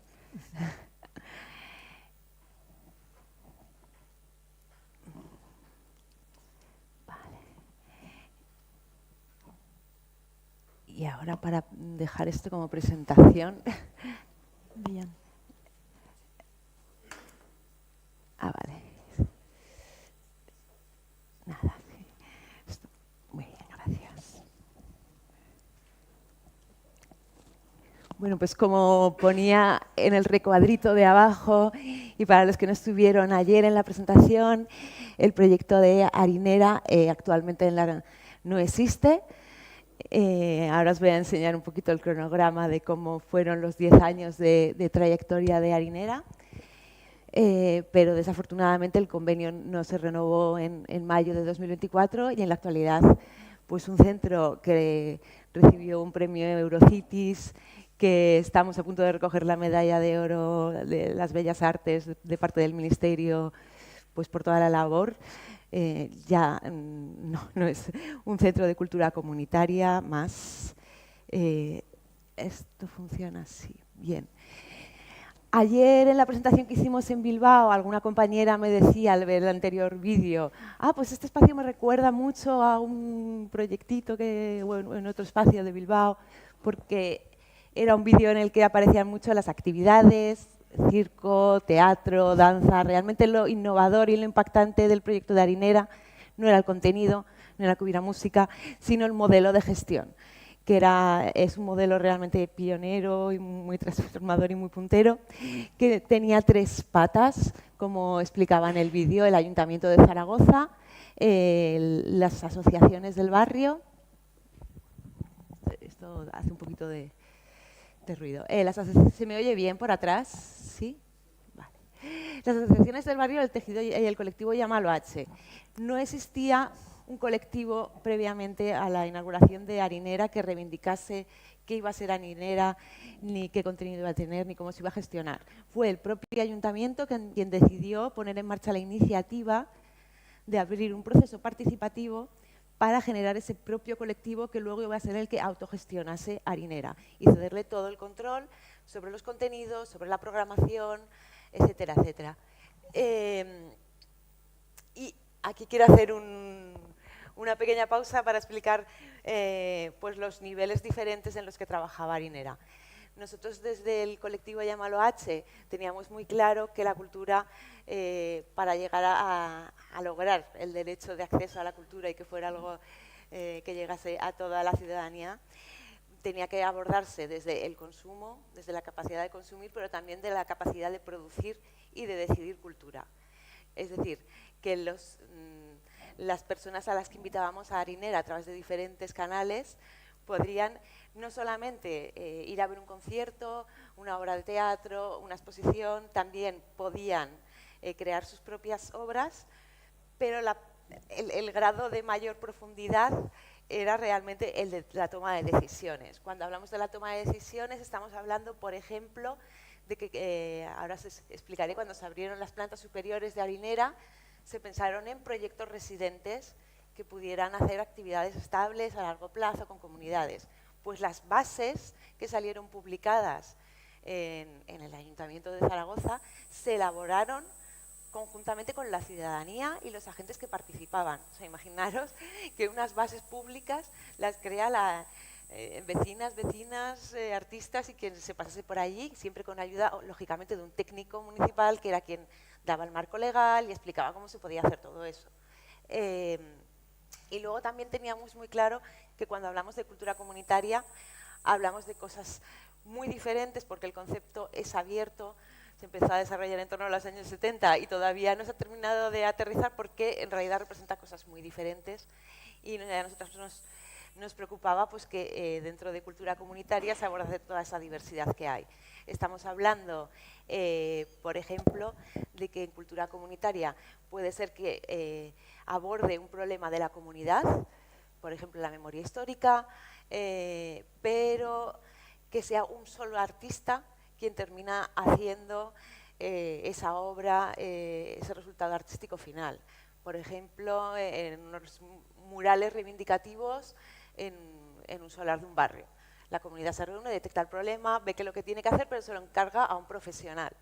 Luego, por otro lado, tendríamos la cultura comunitaria entendida como disciplinas artísticas, que no son bellas artes, desde arte textil, rap, otras manifestaciones artísticas que se consideran que están en los márgenes y también nos parecían muy importantes. Y ya en un último nivel tendríamos la cultura comunitaria entendida como hecha por comunidades. Sin embargo, nos diferenciábamos mucho entre esas comunidades que ya estaban creadas, por ejemplo, un colectivo de jóvenes saharauis que ya tienen su asociación y su colectivo y se les propone hacer una propuesta, a un colectivo que se crea solo porque es un grupo de teatro comunitario y se juntan y lo único que les une a ese grupo es esa comunidad de hacer teatro y juntarse todos los jueves a hacer una representación teatral.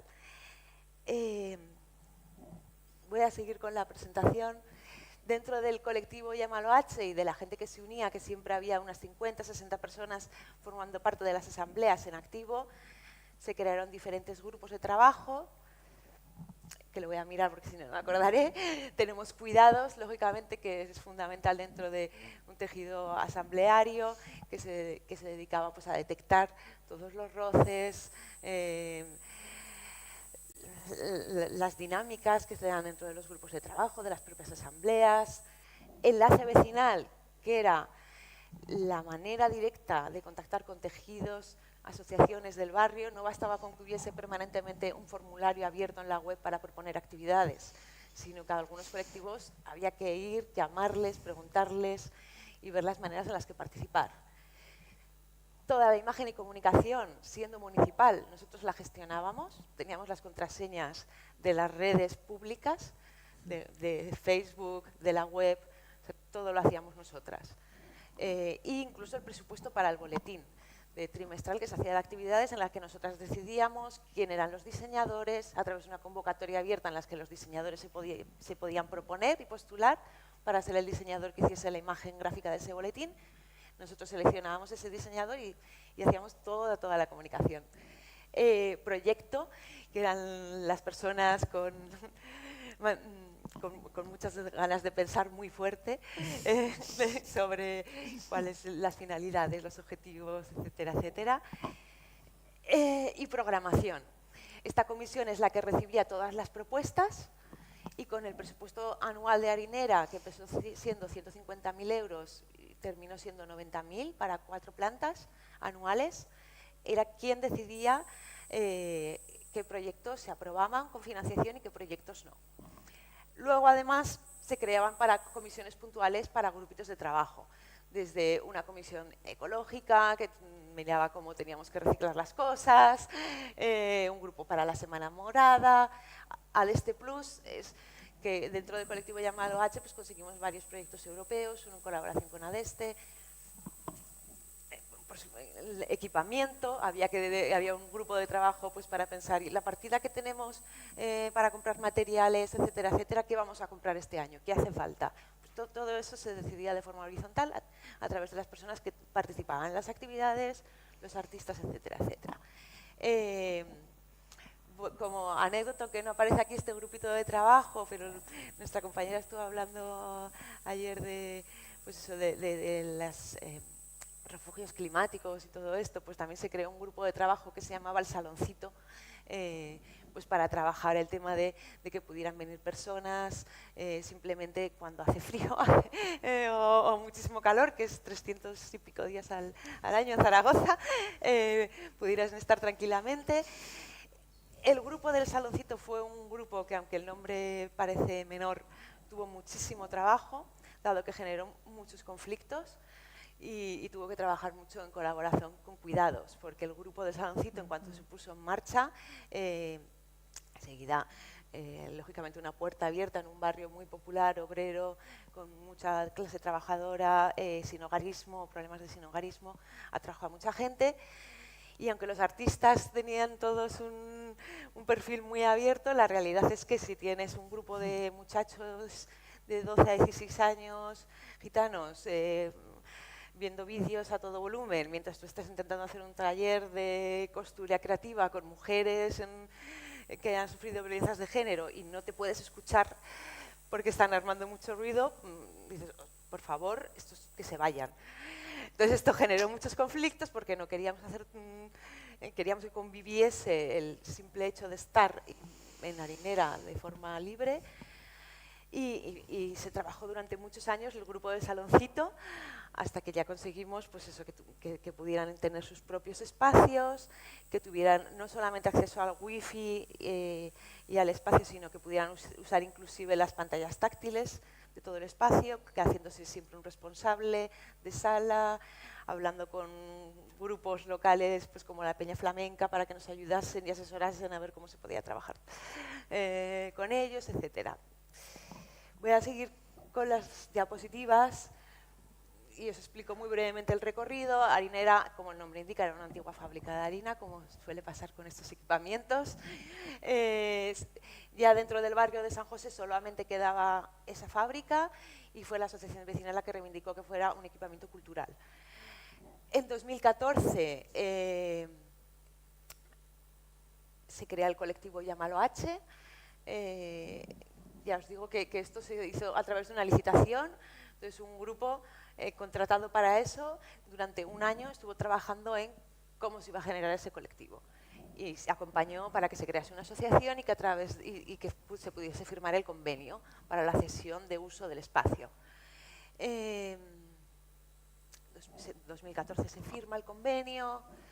En 2016 se abre la planta baja mientras se iban rehabilitando el resto de plantas superiores. De tal manera que en 2018, que es el año en el que yo entro a formar parte del colectivo, como parte de uno de los proyectos residentes, es cuando se abren la primera y la segunda planta. Es en 2019 donde nos dan el premio Eurocities a la participación.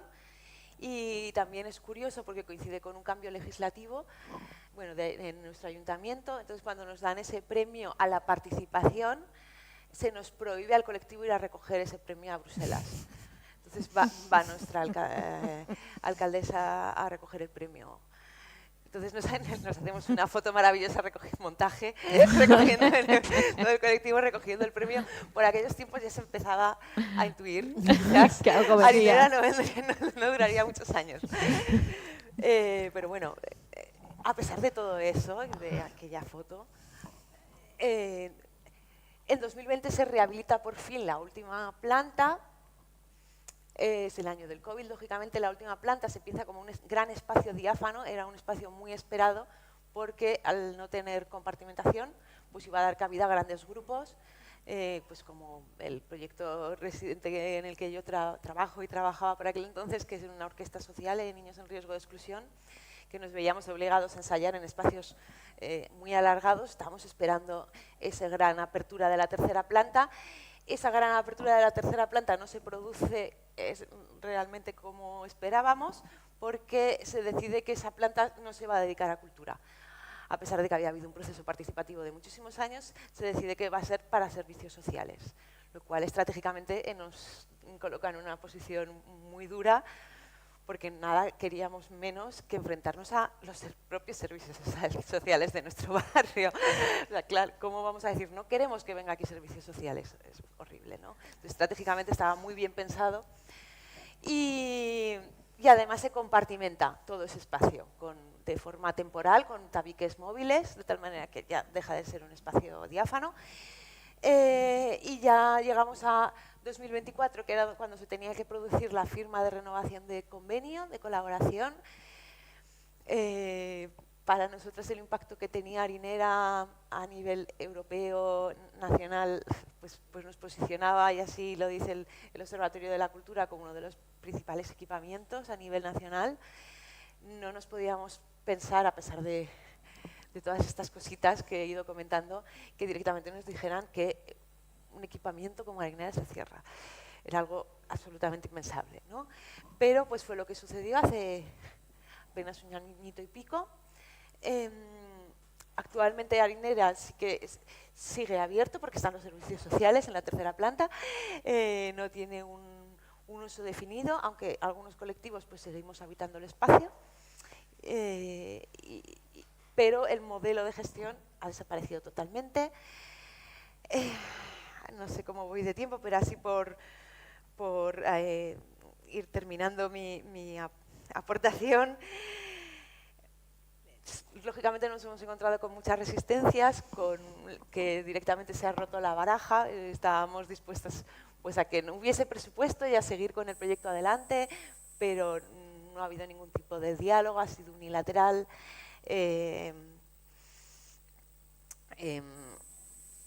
Es verdad que durante todo este proceso aprendimos muchas cosas, como que los proyectos culturales necesitan tener cintura, que no sé si la habrás dicho con esa expresión, pero creo que también querías transmitir eso, es decir, adaptarse a los diferentes tiempos, adaptarse también a que algunos proyectos pueden fracasar. Voy a poner un ejemplo hilado al tema del saloncito. El saloncito nace como refugio climático. Una vez que conseguimos que Arinera funcionase muy bien como refugio climático, nos dimos cuenta de que en el barrio podía haber muchos más espacios públicos que actuasen como refugio climático. Creamos un proyecto que es Al Buen Clima, San José se arrima. Y a raíz de ese proyecto nos empiezan a llamar de los centros educativos diciendo que también ellos quieren ver de qué manera pueden hacer refugios climáticos en los patios. En los colegios en Aragón, no sé cómo funcionan aquí, pero se van tirando la pelota entre ayuntamientos y comunidades autónomas, porque el espacio es de unos, pero los contenidos son de otros. Entonces, el caso es que nadie se ocupa del patio y los niños pasan un calor horrible, etcétera. Entonces empezamos a intervenir en los patios de los colegios también.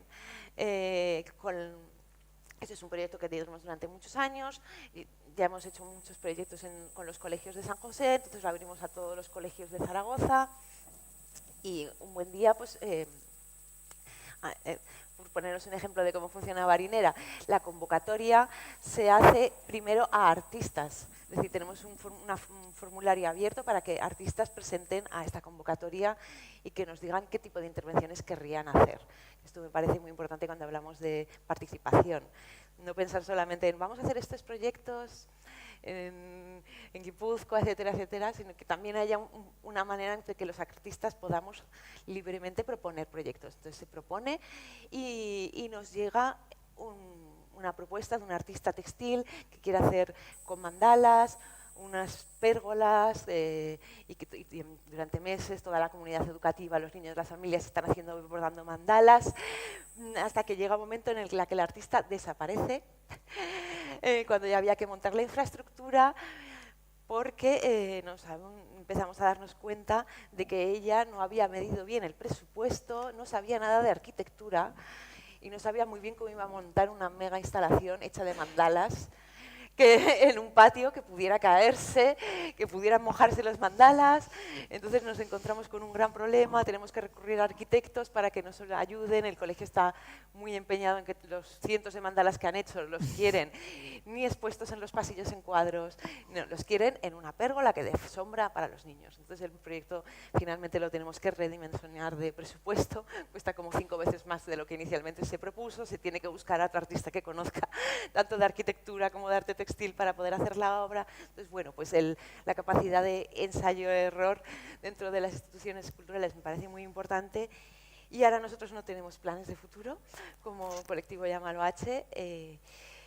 Los colectivos artistas que estábamos en Harinera simplemente buscamos pues autosubsistencia. En Zaragoza estamos en un momento de indefensión total, cerrando no solamente Harinera, sino otros equipamientos culturales, presupuestos, desde mesas que había consejos de participación cerrados. En fin, es bastante dramática la situación, pero bueno, a mí personalmente de estos foros me dan mucha esperanza, que estén representantes institucionales también y bueno, que todo el pozo de lo que hablamos creo que es importante que se siga manteniendo y ya vendrán mejores tiempos y sobre estas ruinas pues construiremos cosas nuevas.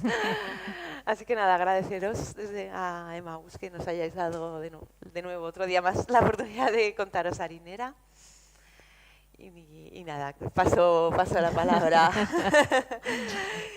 Por eso yo me quería dejar para la última, porque sé que descorazona mucho hablar de un proyecto como ese y decir, bueno, ya no queda nada de aquello.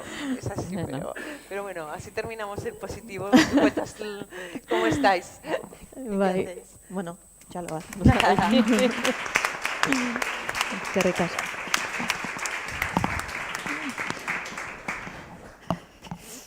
Bueno, egunon guztioi.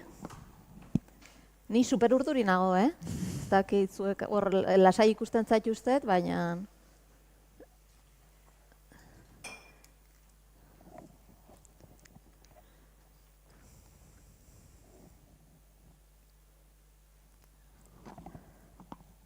nik ere irudiak besterik ez dituzue izango pixka bat Lekona fabrikan kokatzeko, ez?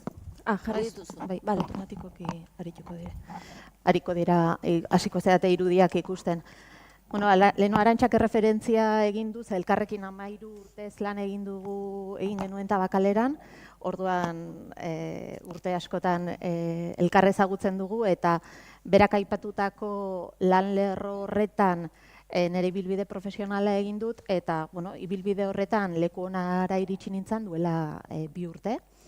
Lekona fabrika eraikina proiektua, espazioa, zerbitzua 2021 ireki izan, 4.400 metro karratutik gora, eta herritar guztiei irekitako kultur ekipamentu bada, baina Lekuona fabrikaren zantzuak edo izaerak lehenagotik datoz, ez? Lekuona bada, ez da ondorio bat non bukatzen den prozesu bat, baizik eta bada izaera baten eta egiteko modu baten islada, eta horrek ere aldi berean izango duen daukan bilakaera eta izango duen jarraipena, ez? Pixka bat kontekstua emateko, azkenean Lekuona fabrika errenderin kokatuta dago, Gipuzkoako 3. herririk populatuneena, 40.000 biztanle dauzkagu momentu honetan bertan, eta errenteriak bere hortan oso herri bizia da, herri kultur eta gizarte eragile asko daude herrian, esaterako anekdota moduan da, baina iruditzen zait dela herriaren adierazgarritako bada, estatu mailako lehen auzo elkartetako bat errenderin sortu zen, 1978an, egoera politiko oso zailean, baina Gabiorrotako auzotarrek ikusi zuten beraien auzoa eta beraien bizitza hobetzeko elkartu eta horrekin lan eta borrokatu egin behar zutela, ez? Orduan errenteriak hortik asko dauka, ekintzailetzatik, sorkuntzatik, elkartzetik, sareak sortzetik, eta hori herriaren ezaugarri bada ere administrazioaren, udalaren ezaugarri bat. Errenteriako udalak baditu momentu honetan 11 aholku batzorde, non gai oso desberdinetan, hirigintzatik, baina baita ere berdintasun esparrutik, bai LGTBI kolektibo edo begiradatik, baina baita ere udalaren plan estrategikoen jarraipena egiten duten kolektibo pertsonekin egiten dira aholku kontseilu horiek, eta aholku kontseilu guzti horietan bai eragileak eta baita ere herritarrak daude, informazioa jasotzen, parte hartzen, proposamenak egiten, eta, bueno, udalak hori bere hortan badu, Lehenagoaren txaka aipatu du ADN bat, badu egiteko modu bat, badu izaera bat, eta hori islatzen da, ez? Egiten diren ekintza edo parte hartze edo komunikazioetan, ez? Eta aldi berean ere udala antolatuta dago eremu desberdinetan, eta kultura liburutegi eremuak herritarren eremuan barruan gaude. Horrek niretzat hori oso adierazgarria da, ez? Guk ez dugu kultura egiten, sarbide ematen, sortzaileri ere aukerak ematen edo baliabideak ematen, bakarrik, ez guk jendearekin egiten dugu lan, eta hori ere islatzen da, eta herritarren mahai hortan koordinazio eremu horretan badaukagu harreman zuzena eta elkarlana udal sail desberdinekin, gizarte zerbitzuak, hezkuntza, gazteria, berdintasuna, eta azkenean horrek sortzen du eta hori bada gure lanerako tresna oinarrizko bat direla udal barruko sarrerak. Beti ez direnak, administrazio guztietan, badakit ez direla beti horrela izaten. Askotan lan gehiago egiten dugu kanpoko eragilekin edo kanpora begira, eta gian gutxi gure udaleko gure lankidekin, ez, eta beste sailekin. Eta hori bada adierazgarritako bat. Eta ibilbide guzti horretan, prozesu parte hartzaile baten ondorio baita, edo prozesu parte hartzaile batek ere lagunduta, erabaki teknikoak eta politikoak ere egon zirelako, ibilbide badago eta Lekuona fabrika, sortzen da 2021. Lekuona fabrika da errenteriako herritarrentzat, eta etortzerako gana etortzen da, bisitan etortzen den herritar guztientzat, pertsona guztientzat, kulturara sarbide bat. Sarbide bat, irekia, malgua, ze norberak erabaki dezake, zen nolako harreman nahi duen Lekuonarekin, ez? Azkenean, eraikina pentsatu zen, bai ze espazioetan kokatuta gaude, denok ari gara espazioez hitz egiten, eraikinez hitz egiten, arkitekturaz hitz egiten, eta espazioa ere pentsatu da proiektu eta ekintzez gain egoteko, sareak sortzeko, harremanak eraikitzeko, berdinen artean eta baita ere desberdinen artean ere, ez? Orduan, bueno, hori badauka Leku Ona Fabrikak bere ideaziotik edo lehenagotik ere, ez? Nolako leku bat nahi dugu, zer gauza gertatzea nahi dugun, eta horretako izan behar dute espazio irekiak, espazio malguak, altzariak mugitu daitezkenak, eta jendea egoteko aipatu dute, ez? Oso modu desberdinetan espazioarekin eta proiektuarekin erlazionatzeko, harremantzeko. Batzuk behar dutena da babesa, wifia, entxufeak, aterpeak, komuna, baina beste batzuk behar dute norbaitekin egon, zerbait eraiki, zerbait sortu, beraien interesak elikatu, ikasi, izan daiteke ikasketa formalak edo ez formalak, bakoitzak erabakitzen du ikuskultura ikuskizun batean parte hartu nahi duen, ikusi nahi duen, bertan badagoen proiektuetako bat, Leku Ona Fabrikan dagoen proiektutako bat legamia da, eta legamia proiektuan sortzaileek aukera daukate espazioan, bai espazialki eta bai baliabide aldetik, beraien proiektu artistikoak garatzeko, oso fase desberdinetan gerta daitezkenak. Eta proiektu hori eskatzen zaiena aldi berean da, egiten duten hori herritarrei erakustea, bitartekaritza lan bat egitea, eta herritarrak ere zuzenean hori jasotzea, ez? Orduan, bada, galdetu zigunean, proiektun bat, adibiden bat, detailera, iruditzen zait Leku Ona Fabrikan badela egiteko modu bat. Begirada ireki hori, ez atera da behin baino gehiotan, ez? Begirada irekitzea, non gaude kokatuta, ez? Gaude leku zehatz batean, zeintzukin gaude, zeintzuk daude gure inguruan. Batzuetan nahikoa izan daiteke ateak irekitzea, eta jendeari ongi etorria dela esatea, baina ez da nahikoa.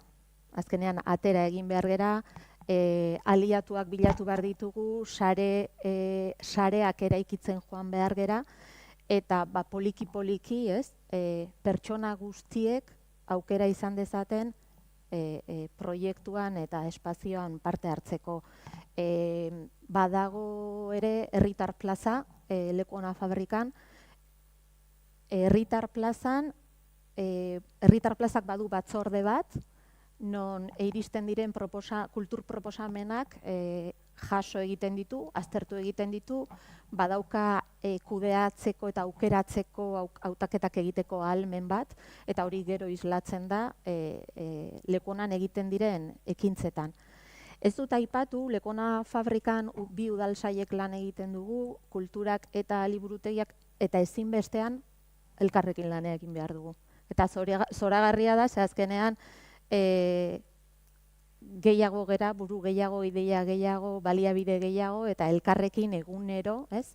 Ate hori ireki, persiana hori ireki, ez daukagu persianarik, irudi bada, ez? Baina ateak ireki eta egunerokoan, bada lau solairutako eraikin bat, ordu askoz goizeko 9:00 gaueko 8:00 arte etengabe irekita dagoena, eta jende ugari pasatzen dena bertatik, ez? Egunean, badaude egunak, 700, 800 lagun pasat daitezkenak bertatik, ez? Orduan, lantaldea ere anitza da, eta hori bada nik uste dut adierazgarritako bat, liburutegiaren kasuan, ez da ohikoa udaliburutegiek beren lantaldetan dinamizatzaileak izatea, dinamizatzaile horiek sareak dituzte, harremantzen dira eragilekin, herritarrekin, kalera ateratzen dira, bada guretzako lan egiteko, ez, modu edo aukera bat beti etengabe. Agian proiektu txikiagoetara joan da, eragile desberdinekin harremanak dauzkagu eta ekintza desberdinak egiten dira, ez? Adibidez, badukagu Emausekin harremana eta Belabaratz herriko aterpetxearekin ere egin izan ditugu gauzak, Sefakeko kale hezitzaileak gurean lan egiten dute, herrian lan egiten dute, herriko egoera zaurgarrian dauden pertsona batzuekin harremana dute eta hartatu egiten dituzte eta gurean egiten dute.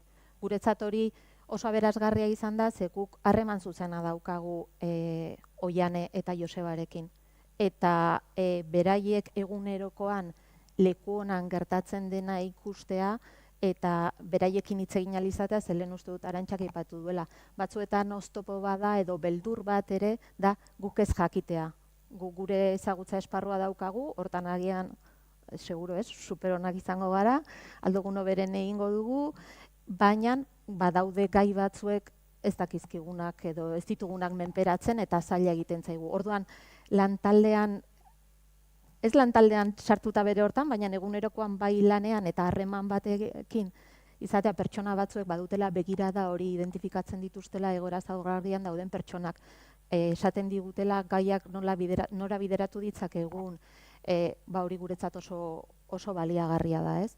Hezkuntza komunitatearekin ere harreman handia daukagu, gurera etortzen diren pertsonak ateak irekitzen ditugu eta egiten ditugunak daukagu audiobisitak idatu bat zoragarria dena, deiagu antzerki konpainiak egintzuna, eskaileratik igotzen ari zirenean dantza egiten arazten dizutela eta dana, eta isertzen zara leku batean, eta entzuten duzu ipuin bat nola, historio bat nola kontatzen dizuten, eta eraikin ezagutzen duzu barrutik, eta horrelako eskaintzak egiteaz gain, baditugu bestelako gauzak batzutan xumeagoak edo txikiagoak, baina bai, lehen aipatu, uste dut Ainoak aipatu duela, ez, pertsona bakarrei agian edo gutxi batzuei ekarpena egiten diena, baina hori guretzako bada, asko bada, ez? Duela gutxi ekintza komunitarioen inguruko formakuntza batean, asko hitz egiten genuen ekarpenaz, ez? Eskatzen zaigu kultur ekipamenduei eta orokorrean. Gure lanari, ez? Etekin bat edo redito bat eta zenbakiak ematea, ez? Estatistikak, datuak. Eta normalean izan behar dute datuak urtetik urtera aldian eta altuak hobe, ez? Batzuetan gertatzen da datu orokorrak oso altuak izatea, eta ona da. Beste batzuetan bere egiten du eta ematen du, proiektu agian ez doala inondo, ez? Baina askotan agian egiten ari geren ekarpena edo gure lanak pertsona zehatzengan edo kolektibo txikietan egiten daukan eragina ez da neurgarria, ez da kuantitatiboa, kualitatiboa da, eta hori askotan nola neurtu ere ez dakigu, ez? Ikastetxeekin, anekdota bat kontatuko. Anekdota bat ez, islada, lanaren islada bat, beste egunean telefonoz deitu ninduten, bulegora lankide batek, eta hoian hemen badago ikastetxe bateko irakasle bat, Kristobal Gamonegoa, bisita bat egitera etorri nahi dute, zirgelakoak, zirgelan daude behar bereziak dituzten neska mutilak, gazteak, kasu horretan nerabeak ziren, eta bisita bat egin nahi dute, eta zurekin egon nahi, zugatik galdetu dute, ze aurreko bisitan ere zu egon zinan. Nik enuen gogoratzen ni bisita horretan egon nintzen ikan, baina, jetxi nintzen, eta, ni Oiana naiz, eta ez zuetzara Oiana. Bai, ni naiz Oiana. Eta, baina ez ginen zurekin egon bisitan. Gurekin Oiana Garziak lan egiten du, Oiana Garziak Pausu Berriak proiektuan parte hartzen du, gure lankidea da, Down sindromea dauka, eta beraiek bisita Oianarekin nahi zuten. Ez zuten erekin nahi. Zergatik, ze aurrekoan bisita egin zutenean, eraikinetik bueltan eta bisita bukatzen ari zirela, antopatu zuten Oiana lanean. Oiana, beraiek bezalakoa, ni ez naiz beraiek bezalakoa, ni ez ninduten nahi. Baina beraientzat, beraien ezaugarriak dituen pertsona bat, ez lehen aipatu bezua identifikatzea, ez? Beraiek bezalako pertsona bat ikustea, Kriston Saleruakin, lanian, azaldu zien beren lana goitik bera, eta ikustea lan esparru bat badela, kultur ekipamendu bat, espazio publiko bat, non gainera ikusiak diren, bizitak egiten jarraitu nahi dute, nerekin ez. nik hartatuko ditut eta kaso ingo hiet eta guztia, baina beraieko jana nahi dute, ez? Edo adibidez, baditugu, badaukagu proiektu bat, normalean egiten ditugun ekintzak ez ditugu guk dinamizatzen, baditugu dinamizatzaileak programazioa eta proposamen guzti eta arduratzen diranak, baina dinamizatu bakarrik liburutegiaren kasuan dinamizatzen ditugu irakurketa errezeko taldeak. Irakurketa erreza guretzat da tresna bat, ez da bere hortan gure helburua albotik datorre, irakurzaletasuna sustatzea, irakurketa ulermena hobetzea, eta baina guretzat tresna bada. Momentu honetan, irakurketa talde errezak desberdina dazkagu, 60 urtetik gorako pertsonekin baditugu bi talde, bat Lekona Fabrikan eta beste Aldakoneako liburutegi, auzo liburutegian. Hor dauden pertsonen 80% emakumezkoak dira. Esango nuke 100-tik 180 bakardadez hautatu egoeran dauden pertsonak dira. Udaleko gizarte zerbitzuak badaukat lantzen ari dira proiektu bat, eta pertsona hauek dira proiektu horren erabiltzaile.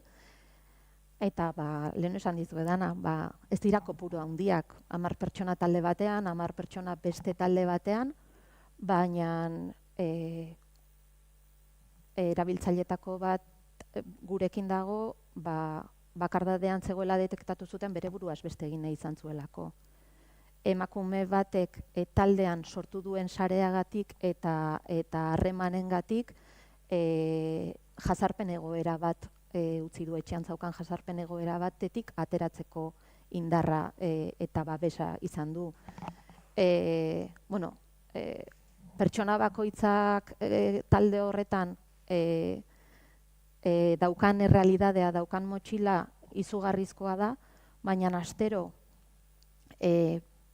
pertsona batzuekin elkartzea, espazio seguru batean, zori ere ez dugu aipatu, baina azkenean eraikitzen dugu espazio seguru hori ez, eta hori da gure helburuetako bat, aukera horiek ematia eta beraiek izatea, kasu batzuetan ere, pandemia ez geroztik etxetik atera gabeko pertsonak ere badaude. Ateratzea, horrelako leku batean egotea, eta sentitzea badirela herrian dinamiken parte, herriaren kultur sorkuntza eta eskaintzaren parte, bada guretzako, gure egunerokoan daukagun erronka eta uste dut begirada bat dela, ez? Lan egiteko modu bat eta harremantzeko modu bat ere. Eta gauza pila esan gabe utzitut, baina, pixka bat denbora ere kontrolatzeko.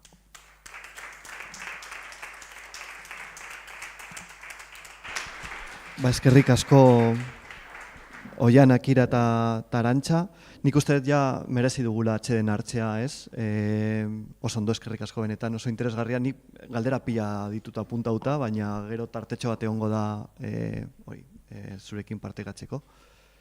Igual oain atxeden aldira joango gea, gutxi gara 12-tan, uste dut, bueltatzeko asmoa daukagu, eskatu nahi dizuegu bi gauza, alde batetik, Kira komentatu indu, nola ulertzen dugun kultura komunitaria, ez? Bakoitzak esan nahi ezberdina dauka, guk ere planteatu egin dugu hitz ezberdinak, gonbidatzen zaituztegu hori egitera, porque nahiko ariketa polita da.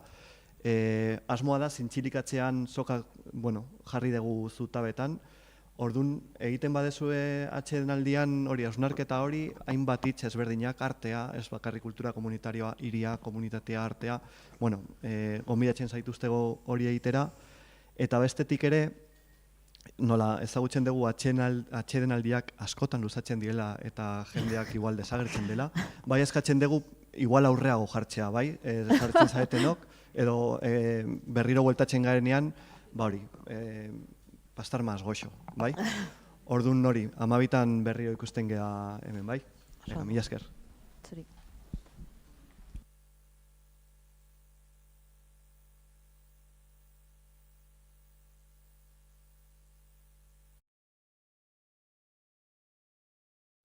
Itzultzaileak bai entzuten dute.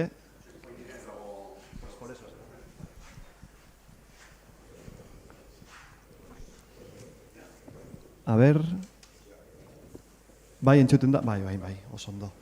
Bueno, venga, los supervivientes, las supervivientes, estamos aquí de goizekoa. Hirugarren ja mai inguru hau, gonbidatu dugu Iker Tolosa.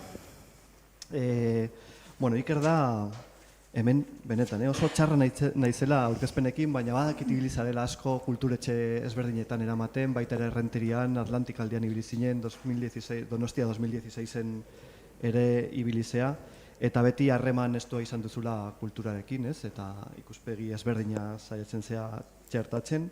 Eskerrik asko Iker oan hemen eta oain gurekin etortzeagatik. Oain Larrotxen eta Intxaurrondoko kulturetxearen arduraduna zea, ezta? Bai, eskerrik asko. Gero daukagu ere Malen Torre, bera Astra Gernikako kide bat da, bai?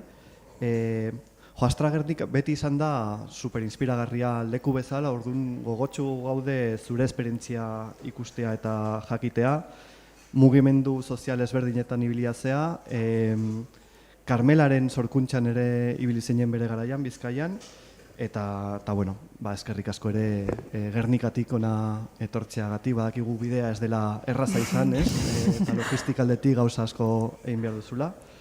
Eta gero bestetik, Miren Muñagorri, gurekin dago, bera errotu arkitektura estudiotik dator, oso interesgarria da. Atxo komentatu genuen zure etortzekoa zinela, jendeak esan zuen oso interesgarria dela arkitektura ikuspegia txertatzea horrelako prozesutan, eta zuek definitzen zareten bezala, giza arkitektura, ez? Bultzatzen duzula edo horre. Bai, hori da, bai. Bai, gero aukera izango dugu... Saiatuko naiz azaltzen, bai. Oso ondo.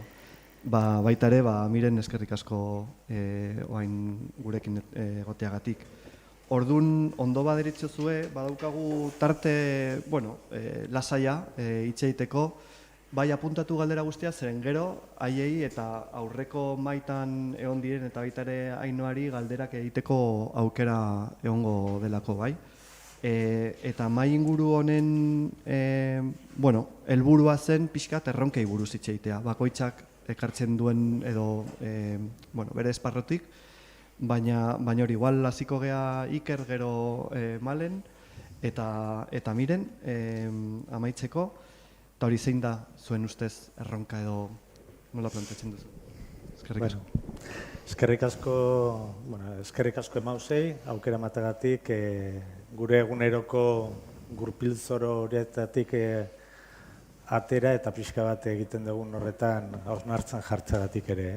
Askotan, akostatzen zaigulako buru altxatzea eta horrela jartzea.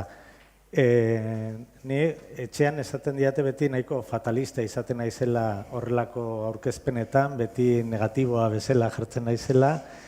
Kasu honetan aitzaki aukiko dut, aurreko mailan esperientzia zoragarriak aurkeztu dira, bide batez Oianak aipatu du Herritar Plaza leku honan dagoen lanilduetako bat, eta uste, polita litzatekela aipatzea proiektu horren sorburuan harineran dagoela, harineran tamalez zeukaten programazio herritar batzorde horietan inspiratu zen lanildori. Eta, esan nahi nuen hori, pixka bat guri erronkei buruz hitz egitea tokatzen zaigulako, ez? Askotan kulture ekipamenduak komunitate sareak sendotzeko, modu inklusibo batean egiteko badirudi askotan borondate kontua izaten dela, batzutan borondate politikoa, beste batzutan borondate teknikoa, hor ekipamenduaren arduran dagoen pertsonaren gogoen esku gelditzen dela. Eta nik uste garrantzitsua da aipatzea niretzako, hau ez litzatekela izan behar borondate kontu bat, baizik eta eskubide kontu bat. Badiraia, ez dakit, 2-4 urte kultura eskubideak aipatzen direla, bada kontzeptu bat, kultur kudeaketan ari garen non artean indar hartzen ari duena, kultura ministeritzak sustatutako lanildo bada, kultur eskubideak nolabait esateko komunitate baten bizitza kulturalean komunitate hortako biztanleak pertsonak, herritarrak edo pertsonak, lehen aipatzen zen dikotomia hori, ez? Pertsona horiek dakaten eskubidea da, baina ez bakarrik ikusle entzule bezala, baizik eta ekintzaile, proposatzaile, beraien kultur propiotatik, batzutan ez direla hemengo jatorrizko kulturak, hemengo jatorrizko hizkuntzak. Eskubide horiek aipatu nahi nituen niretzako, eskuartean dugun eztabaida honetan marko interesgarri bat eta forma emateko edo koherentzia emateko testuinguru ona ematen digutelako, ez? Nola bermatu kultur ekipamenduen aldetik eskubide horiek? Ziurrenik ez zerbitzu hornitzaile bezala bakarrik, askotan gure burua horrela ikusten dugula edo kanpotik horrela ikusten zaigu, baizik eta herritarren bizikidetza sozial edo bizikidetza politiko edo elkarlan, elkartruke, harreman horretarako jokaleku bezala. Horiek izan beharko lirateke gure helburuak edo gure bete beharra, ez? Horrek zeskatzen du edo horretara iristeko zer egin beharko genuke, ziurrenik hainbat gure laneko hainbat logika aldatu beharko genituzke. Gure egunerokoan eta berriro, nik kulturetxeetatik nator orain, eta guain esango dituan gauza guztiak, ez dira unetik egunean nire eguneroko lanan erreferentzia edo errealidadea, baina iruditzen zaite, ari garela tortillari buelta ematen, baina oraindik bide oso luzea degula. Zeintzu dira aldatu beharko genituzken logika horiek? Niretzako lehenengo logika transversalidadea. Utzi behar diogu modu monolitiko batean kultur ardatza, kultur departamentuak, kultur lantaldeak lan egiten eta hasi behar gea ondoan ditugun beste administrazioaren ikuspegitik behintzat, ondoan ditugun beste lankidekin gauzak elkarrekin egiten. Donostin badegu esperientzia bat netzako zoragarria dena, eta ez da hemen esperientzia horren kide badagolako, baina apuntatuta nuelako. Erlauntzan elkartzen gea auzo bakoitzean ambulategiak, farmaziak, gizarte langileak, hezkuntzako arduradunak, eta gaur egun oraindik ere, edo bereziki espazio informatibo bat bada ere, horrek ematen dizun perspektiba ikaragarria da. Eta gero hortik, nahi eta nahi ez sortzen dira gauzak. Eta sortzen dira elkarlan berriak, eta sortzen dira lan ildo berriak. Netzako hori da, basikoa. Geroz eta aurrekontu gutxiago ditugunean, geroz eta inklusioaren ikuspegitik, komunitateen ikuspegitik, helburuak geroz eta argiagoak ditugun neurrian, elkarlanean aritzea da basikoa. Beste logika bat, programazioaren logika. Herritarra ikusle, konsumitzaile bezala ikustetik parte hartzaile gisa ikustea. Kultur eskubideak ez direla ematen, praktikan eramaten dira, eta praktika hori ohiko programazio agenda horietatik beste modu batera landu behar dira. Espazioen logika aldatu behar da. Seguro Mirenek honi buruz luze hitz egingo digula, baina espazioek eta espazioen konfigurazioek asko esaten dute, asko komunikatzen dute, ekipamendu baten inguruan. Lehen, aprobetxatuko ja hemen ez dagoela, Donostiko zinegotzi izan dako kide batek aipatu ditu kulturetxeak, eta nik gaur-gaurko zoaindik ere, eta Donosti dakan kulturetxe zarea zoragarria da, baina oraindik ere harritzen zea ezagututa edo ikusita herritar askok ez dituztela kulturetxeak ezagutzen, ez zakitela, eta ari naiz adibidez Intxaurrondo kulturetxeak kiroldegi bat dauka, jendea kiroldegira dator, eta batzutan, haizu, eta zuz hemen kulturetxea eta liburutegia dago, ondoko batean. Batzutan ez jakintasun handia dago, eta hau oinarrizko ikuspegi batetik, baina beste ikuspegi komunitario batetik espazioen konfigurazioa izan daiteke irekia, ongietorria eman dezake, ala utzi zure liburu hemen eta bueltatu zure etxera, edo etorri zerbait ikustera eta agur. Denboraren logika, proiektu hauek ezin dira proiektu bati bakarri lotuta egon. Egiteko modu bat bilakatu behar dira, eta horrek etengabeko praktikak, eta horrek suposatzen du egiteko moduetan txertatuta egon behar dula, epe luzeko helburua dela. Kudeaketaren logika ere, jarraitzen dugu oso goitik berako lan hildoak eramaten. Hasi behar geha, erabaki esparruak irekitzen, modu partekatuan erabakiak hartzen, programazioak partekatzen, eta horrek eramaten gaitu ere ardura konpartitu bat izatea. Ardura dun bakarrak ez gera, administrazioko kideak, herritarrek ere ardura handia dute beraien eskubide horiek reklamatzen. Errenteriko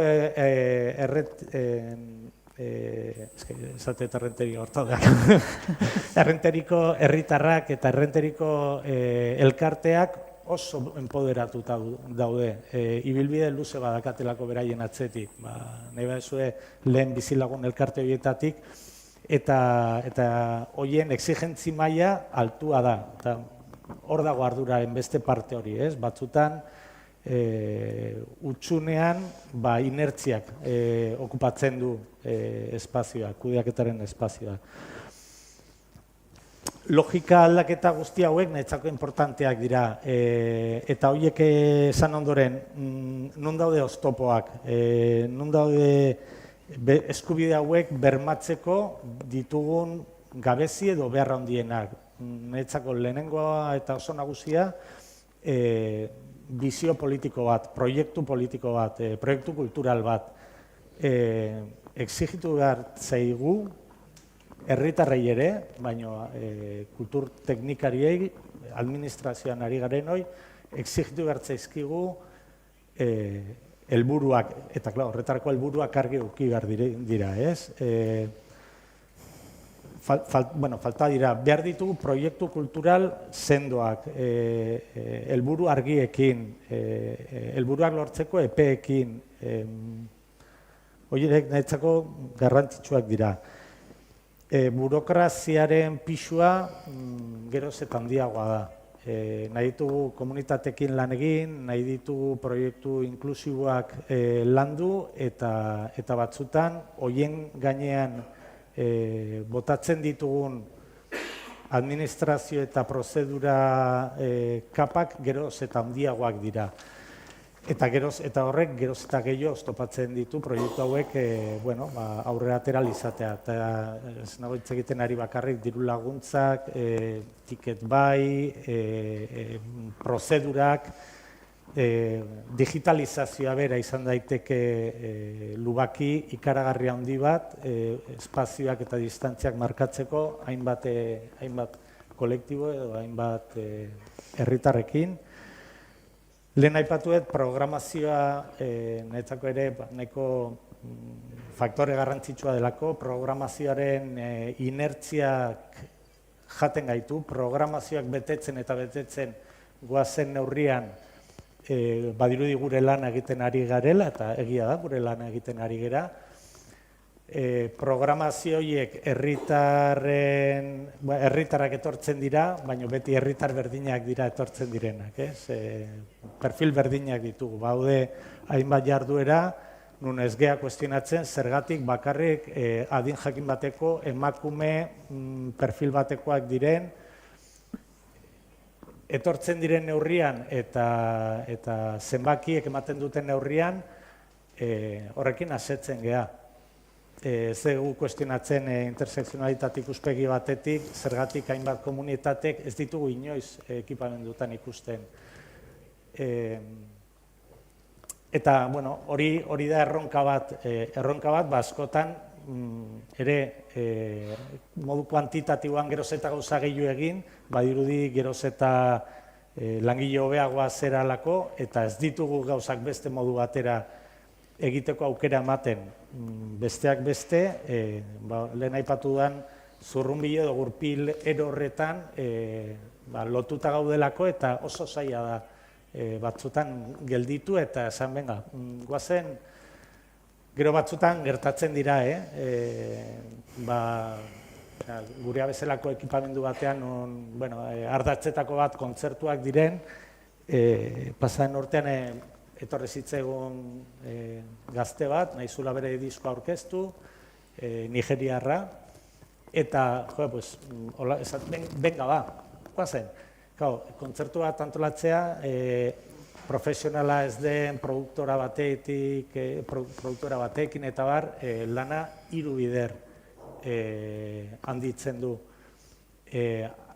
Arriskuak, ez dira arriskuak, las no certezas, ez jakintasuna ez da, zeaterako da hemendik, ze gertatuko da, eta gero, anekdotak gora bera, bapatean, dakazu, aretoa, komunitateen nigeriarraz beteta, zatezu, nekin nire, hainbeste nigeriar bizi zirenik Donostin, nola jakingo duzu, ez badira inoiz etortzen, nola etorriko dira, ez badezu inoiz beraiekin ezer antolatu, ez?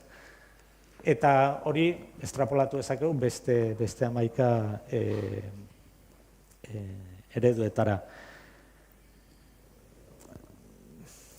Bueno, nik uste momentu zenben utziko nahiko txapazatu, gero ziurrenik ukiko sola zaldirako tartea.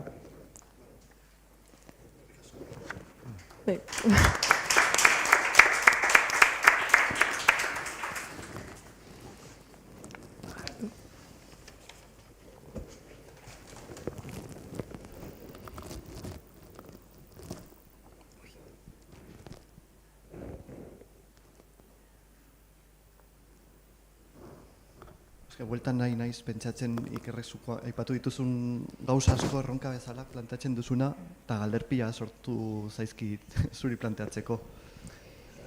Igual gero, ez, baina oso interesgarria eta inspiragarria da bai. Bai, nahi duzunean bai.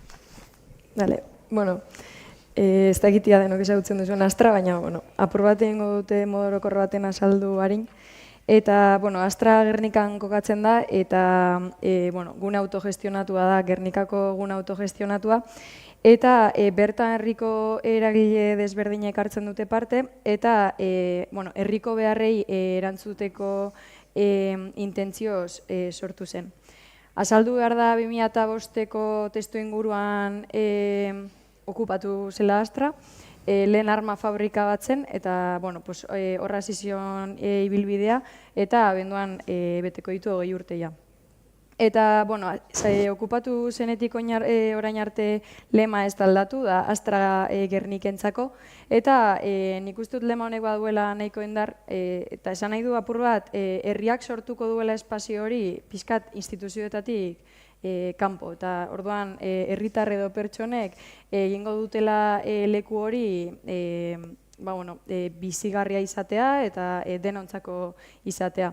Eta denontzako esaten dudanean, pixkat gure inklusioaren ulerkera eta pentsatzen egon ginen lehengoan, eta ikusten genuen inklusioa zela denontzako bizigarria den espazio bat izatea modu horizontalean.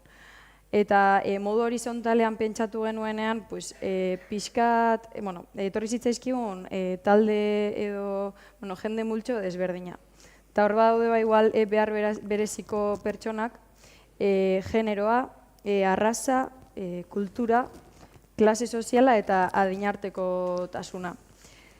Eta, ikusten dugu inklusioak ere baduela puntu handi bat erabakiak hartzerako momentuan, eta horregaitik ikusten genuen Astra inklusibo bat edo gune inklusibo bat zena erabakigunetan denok ahotsa eukitzeko espazio hori, ezta? Eta horregaitik ikusten dugu erronka handiedenetako bat, orain aipatu ditudan multzoetatik behintzat multzoetatik denak etortzea eta gonbidapen hori behintzat eukitzea, eta hori bai badagoela Astran. Naiz eta gero amaieran hainbat erronka aipatuko ditudan. Eta orain hasiko naiz pixkat multzoen arabera azaltzen, eta orduan banan joango naiz. Eta azteko, behar bereziko pertsonei dagokienez, iruditzen zait, batzutan dela gure betaurrekoetatik begira, beraien realitatea hausnartzen eta gainera guk esaten, badibez, bai gogailua dago inklusiboa behar bereziko pertsonentzako. Ja, baina eske bakarrik ez daude gurpildun aulkian dauden pertsonak astran, ezta? Eta adibidez, sortu zen dinamika bat, deitzen zela las barreras físicas y arquitectónicas, eta, dena lotuta. Egin zen Gernikako Gorabide taldearekin dinamika hori, eta iraun zuen egunetan. Eta bertan etorri ziren behar bereziko pertsona desberdinak, bai bisuala, motorea eta abar. Eta bertan egin zuten pixkat ikusi astra nola zegoen hobetzerako bidean. Eta adibidez seinalitikak eta ez zeuden hain ikusgarri, no zegoen gune bakoitza, presioen tamainoa txikia zen. Eta guk ikusten ez genituen gauza pila bat, beraiek esan ziguten. Eta nik uste dut askotan hori dela falta zaiguna, gure betaurrekoak kendu eta beraienak jarri, ez? Apur bat berai daudelako errealitate horretan eta gu eskarelako inor ere beraien errealitatetik hitz egiteko. Eta, jakin ere bai pertsona horiek habitatzen dutenetik aurrera astran, modu horizontalan eraiki nahi baldin badugu, denontzako eskubide berdinak egon behar direla, espazio aldetik eta material aldetik ere bai. Eta, gero esan ere bai, erabakigune horietan tamalez denak zuriak garela, eta hau modu inkonstiente baten sortu den zerbait da, gero pentsatzen ona etortzeko eta egia da, gure erabakigune guztietan zuria gaudela, eta ez gonbidapen falta gatik, baizik eta igual guk nola edo ze estrategia erabiltzen ditugun beraiek erakartzeko, ze astraren parte ere badira, ez? Eta, bai pertsona razializatu, bai behar bereziko pertsonetatik nabilitze egiten, multzo guztietatik. Eta, esan astran parte hartzen duten eragileetatik behar berezikoetara bideratuta badaudela kirol egokituak egiten diren eragile bat dago. Gero badago Abifes, ez dakitia ezagutzen duzuen, eta Abifes da gaixotasun mentala lantzen dutela ariketa fisikoaren bidez. Orduan, ariketa fisikoa eginez, beraien behar emozionalen lanketa egiten da.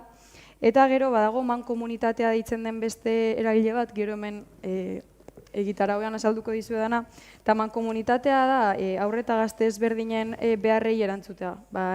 Normalan izaten da, edozein egoera dela eta familian dituzten egoerengatik behar dutela arratsaldeak okupatuta eukitza, eta horregaitik mankomunitatea etortzen da beraiekin astrara sukaldatzera, eta hainbat ekintza egitera. Pasako gara beste multzo batera, dela kultura artekotasuna, eta badaude gaur egun bi eragile martxan, bat da Idea Sur, eta hau da orokorrean Hego Amerikaratik datozen etorri berriekin egiten den lanketa bat, eta bertako eragileek egiten dituzte orientazio saioak, eta gero zubilan hori integratzeko, eta baita hizkuntza aldetik ere bai, batzuk ikasten hasi dira baita ere euskera. Orduan bai bada, zubilan hori egitea Latinoamerikatik Euskal Herrira datozen pertsonentzat. Eta gero, esan Gernikan badagoela Errumania retorkin tasa nahiko altua dela, eta horregaitik, hasi ziren ematen astran errumaniar klaseak. Orduan, presio justuago batean, eta gero sartuko gara klase sozialari buruzko elkarrizketa horretan, baina hori, hasi zirela errumaniar klaseak ematen, eta baita bereien jaialdiak bertan astran antolatzen. Adinartekotasunari dagokionez, lehen seguranik esan duanean okupatu askoi etorriko zaizugura gaztetxe bat, edo dena delakoa. Bere garaian, gazte edo gazte asanblada batek okupatu zuen arren, helburua izan gaztetxe izaera bat eukitza, baizik eta adin arte zabaletan hitz batera zabaltzea. Hau da, herriarentzako zabaltzea eta herrien beharrei erantzutea. Eta horregaitik sortu zen bere garaian, hain gurasok sortu zuten Astra Txiki deitzen dena. Eta bertan, umeentzako ekintza ezberdinak antolatzen dituzte Astran, eta Astra Txikitxokoa ere bai sortu zen. Eta hor daude, nola da, koltsonetak, margoak eta umeentzako gauzak. Eta orain adibidez, daude buru handiak sortzen 20. urteurrenerako, eta tailerrak ere egiten direla.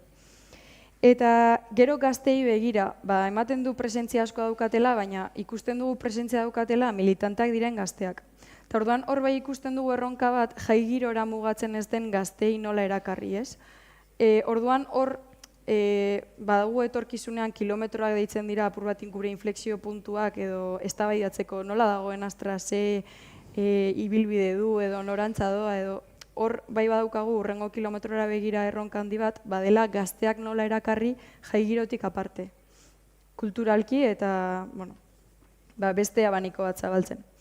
Eta gero jamaitzeko helduekin, badatoz Cruz Rojakoak baita ere Astrara jarduera fisikoak egiten, eta jubilatua baita ere biltzen dira, hainbat andra batzen dira jostunak direnak, eta kantaguneare badago 50 heldu batzen direla hor kantatzen besti herrikoiak. Genero hori dagokionez, protokoloa dago Astran espazio seguru bat izateko.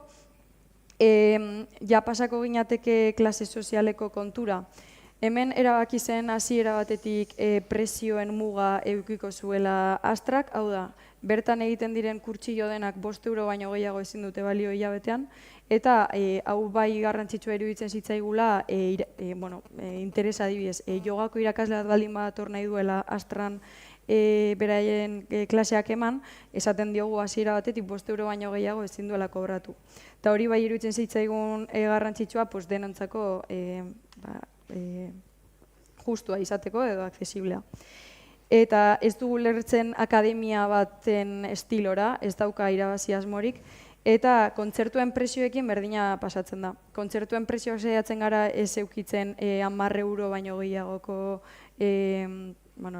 ordaintzeko gasturik, eta edozein datorrela ere. Eta gero hitzaldiekin, hitzaldi guztiak doainek direla. Eta erronkei dagokionez ikuspegi intersekzionaletik begiratuta erabakigunean sartzea gustatuko litzaiguke, orain esandako multzo guztiak, eta kontziente gara helen esandakoa. Emakumea bai badaudela eta gehien bat emakumeak gara, baina arraza aldetik eta gehiengoa zuria garela, adin artekotasunean umeek ez daukatela erabakimenik edo behintzat ez aia aukera eman, igual hori ere bai erronka da, beraiek zer nahi dute Astratik edo zer eman nahi diote Astrari, nahiz eta auzolanetan eta umeak hor parte hartu, koltxoneta garbitzen eta bar, baina erabakigunetan ere bai badaukatela beraien hitza eta hori da falta zaiguna baita ere. Eta gero esan modu asamblearioan antolatzen garela. Hau da, bakoitzaren iritzia etortzen den orok eman dezake bere iritzia eta errespetagarria izango da erabakiak hartzerako unean.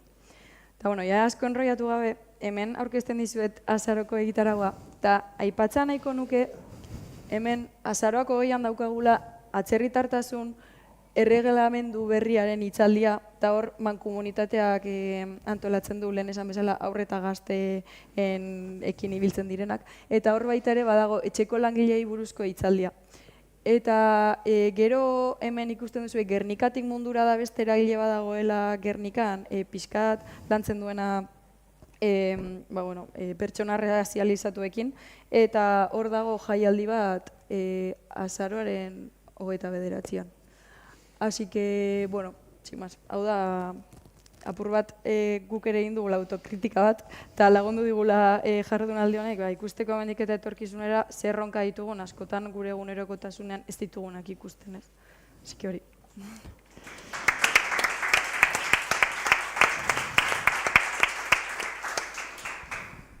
Eskerrik asko. Oso azkar joaten nahi zarete, Osa, vamos a acabar antes de tiempo. Perfecto. Baduka galdera bat, igual, barkatu porque ez dudala ondo ezagutzen, baina berez esan dezu leku autogestionatu bat dela, gobernantzaldetik, administrazioa badago sartuta nonbaiten edo... Infrastrukturaldetik udaletxearekin biltzen gara 3 hilabeterik behin. eta badagor, ez dakit, alegala den zerbait, ez?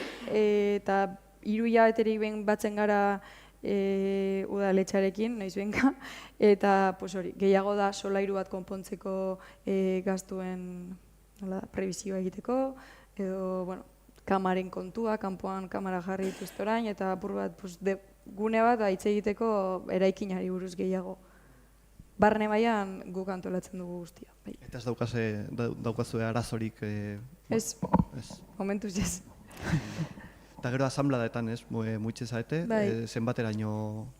Daukagu kudeaketa, eta hor baltzen dira eragile bakoitzeko ordezkariak nahi dutenak etorri, eta kurtsillokoak baita ere. Eta gero daukagu orain beste asanblada bat 20. urteurrenera begira, hilabete osoko egitaragoa izango eta bastante nahiko potentea. Eta gero badago beste asanblada bat, igual edo nor etorri nahi duen arentzat, baina hau oso noiz benka egiten da. Eta gero auzo lanak, Eskerrik asko. Bale, oain pasako gea, miren. Abarkatu, porque justo eske galdera ditu, baina momentu batean ondo ulertzeko zea, behar nuen.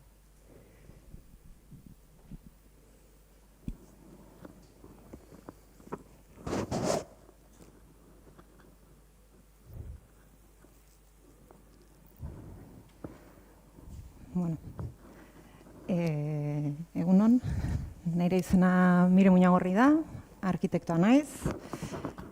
Piskat hemen dauden perfiletatik desberdinen igual nire izango da, bai.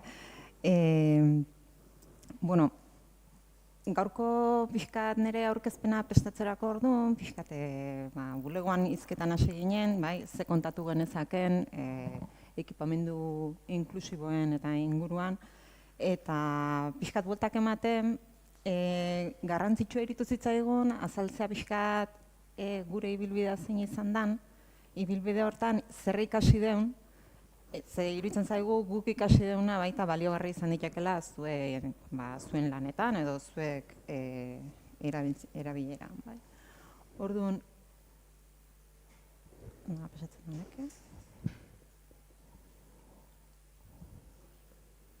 bestaldeakan nahi. Bueno, ni nator errotu izena duen arkitektura bulego batetik. Errotu lan egiten dugu Marijo Moreno eta nik, bi bazkideak sortu genuna errotu.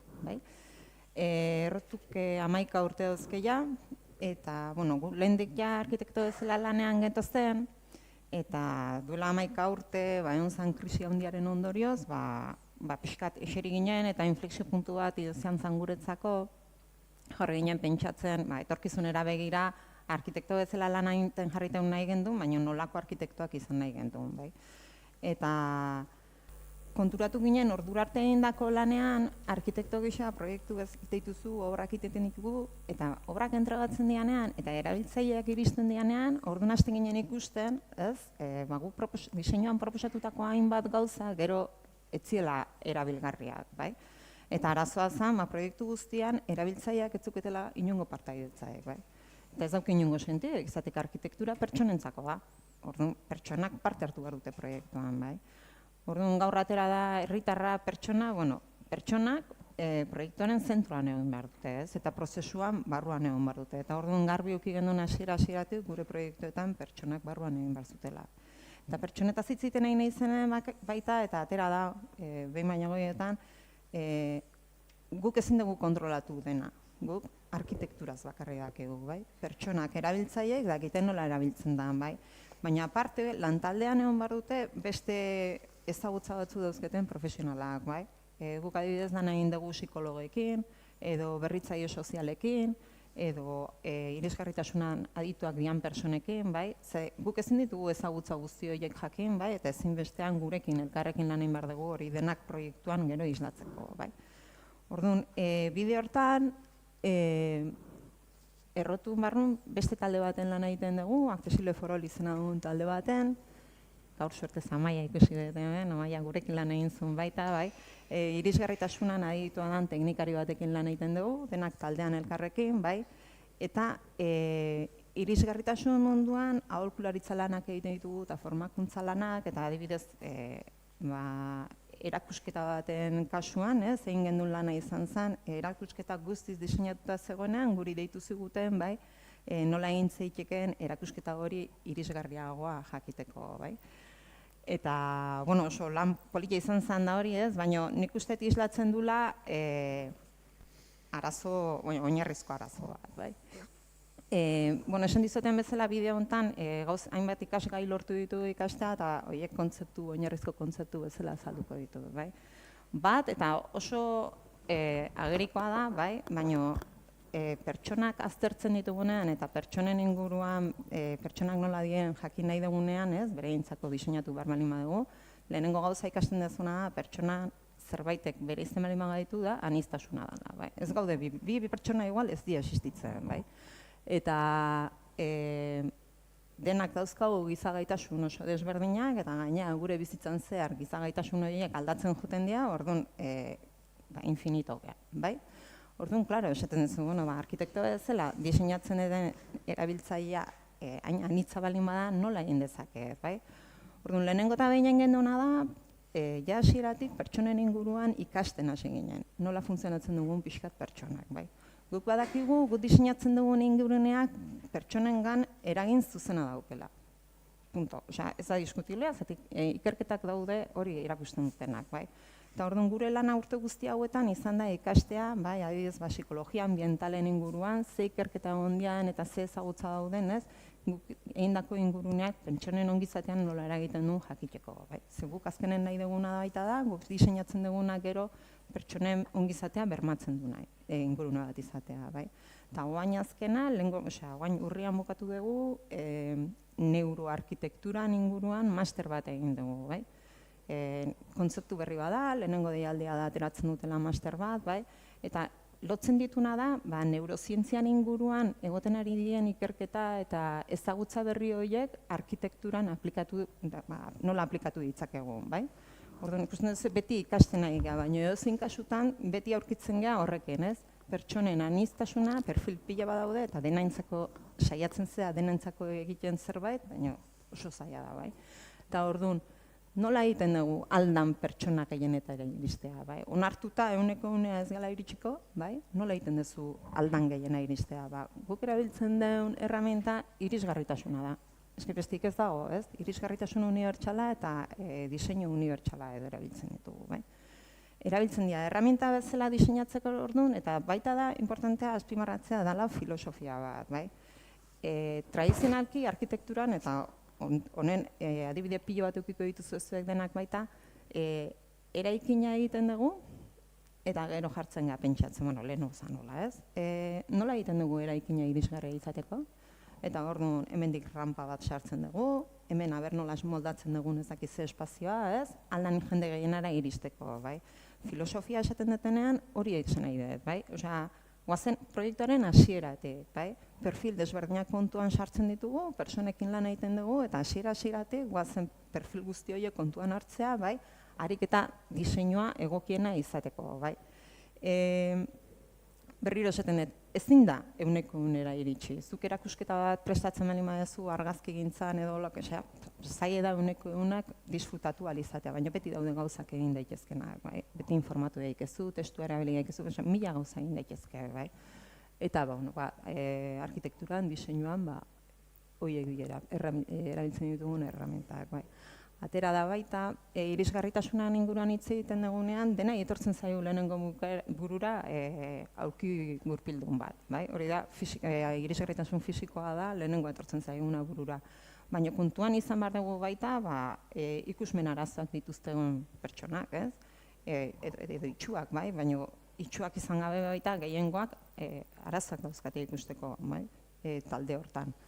Entzumen arazoak dauzkatenak, edo borrak dianak, bai. Gero, ulertzeko zailtasunak dituztenak, bai. Eta talde hortan sartzen ditugu batzuetan adineko pertsonak, bai. Guk lan asko egiten dugu adineko pertsonekin, eta ez daukate gaixotasun bat, ez daukate deterioroko osea, kasu batzutan, bai. Baina ondo daitezke, baina ondo hortan adinekin gauzak geldoago juten dira, eta behar dute tekstuak baita beste era batean moldatuta egotea, ondo ulertu alizateko, bai. hoi denak hartu behar dira kontutan, bai, ez du balio bakarrik irisgarritasun fisikoan pentsatzea, bai. Ze, azkenen, edozein erakusketa antolatzen dugunean, edo kulturetxe bat daukagunean, perfil guztiak erakarri nahi ditugu. Eta nahi ditugu perfil guztiak gure era etortzea, eta era autonomoan gozatzea espazio hortaz, inungo laguntzari gabe, bai, eta gaina segurtasuna bermatu, zenbora guztian, bai. Marrazkia askotan jartzen dugu, bai, hau arkitektoak ezakit oso presente euki barra daukagun zerbait da, bai. Zuk aurki gurpilduna bali madaukazu eta inungo zoporik ez bali madau, zuk ez daukazu irisgarritasun arazorik.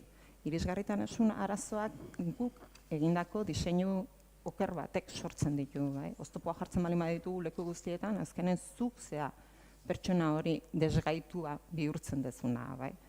Eta hori oso presente euki barra daukagu beti, bai. Bueno, hauek diseinu unibertsalaren printzipioak dira, ez nahi sartuko horiek mugatzea. Beste kontzeptu bat oso oinarrizkoa iruditzen zaiguna, bai, eta gaur hortaz hitz egin nahi nuen, bai.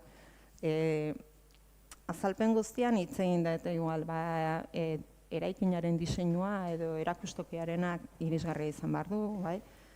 Baina ezin dugu ahaztu pertsona batek erabakitzen duen kulturetxe batea jutea edo esposizio bat ikustea jutea, lehenengo informazioa jaso behar dula esposizio horren inguruan adibidez, bai. Informazio hori irisgarria izan behar du denantzako, bai. Egia da erabiltzen ditugu hizkuntza desberdinak, kanal desberdinak, bai, baina presente izan behar dugu, bai, horratzean dagoen pertsonaietan perfil guztiak daudela eta orduan zuk ematen duzun komunikazio hori jende guztira iritsi behar dula, perfil guztitara iritsi behar dula, bai. Baina ez da nahikoa erakusketa horren inguruko informazioa ematea, bai. Zu erakustoki horta edo kulturetxea zoatzenen, zure esperientzia, zure etxetik hasten da, bai, nola iristen zea espazio hortara, bai. Garraio publikoa erabili behar dezu, kotxez jun behar dezu, oinez jun behar dezu, jakin behar dezu ze aukera dauzketzun, nola egin daikezun, eta aukera horien barruan, bai, ze ezaugarri ditu. Junaiteke auki gulpildu batekin, ume batekin junaiteke, behin iristen zeanen geltokitik eraikinera nola da bidea, oztopoak daude, ez daude, errexa aurkitzen da, seinaletika batekin garbi dago nondik jun behar dezun, gero ja eraikina iristen zeanen, bai, arkitektok, oso kritikoa naiz nire profesionarekin, ez, estetikari izugarrizko garrantzia ematen digu, ez, eta askotan igual iristen zea eraikin batea eta kostatzen da, ez sarrera bilatzea, bai. Zetik dago dena, ez, oso politia jarrita estetika, eta ez kostatzen zaizu, ez sarrera bilatzea, bai. Eta noski gero barrun, bai, bueno, ulertzen erraza izatea eraikina, bai. Errez bilatu dezakezula era autonomoan, aretoan non dagoen, igogailu hartu behar bali madezu igogailu non dagoen, edo komunak non dagoen, bai. Oso oinarrizko gauzak dira, baina diseinuaren zati bat dira, bai. Eta bukatzeko, bai, Accesible Forolekin barrun, askotan egiten ditugu formakuntzak, bai, ekipamendu desberdinetan, edo igual, hosteleritzan edo hoteletan baita, ez, behar bereziak dituzten pertsonak iristen dianean, bai, erantzun bat eman alizateko, bai. Ze nola lagundu dezakezun eta jakin dezaten, bai. Hori bai importantea da, bai. Kulturgunetan jende pilo batek lan egiten du, jendea hartzen dezu, eta jende horietako batzuk bakoitzak bere behar konkretuak izango ditu, bai, garrantzitsua da baita pertsona horien jakitea nola, informazio hori nola transmititu edo, bai. Eta hori da dena. Ez dakit beste zer kontatzeko, bai.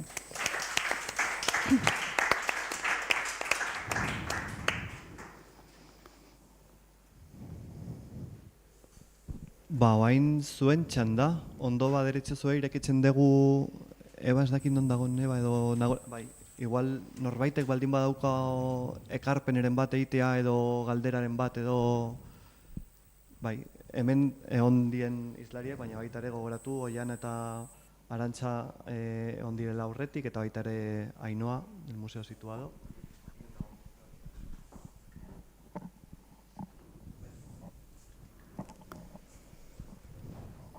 Kaixo egunon. Bueno, eskerrik asko da noi zuen ekarpenengatik.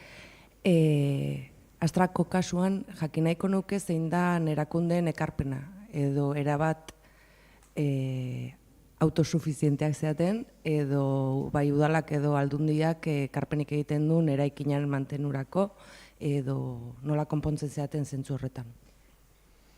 Bueno, bere garaian 2008-2009 urtean, herritarren protestak eta egon ondoren, udaletxeak azkenean presio hori eta gero erabaki zuen erostea eraikina. Orduan horregaitik diote Iruia eteri behin udaletxearekin batzen garenean dela mantenua eta eraikinari buruz hitz egiteko. Eta bai, Bizkaiko Foru Aldundiarekin diru laguntza bat eman da udaletxeari.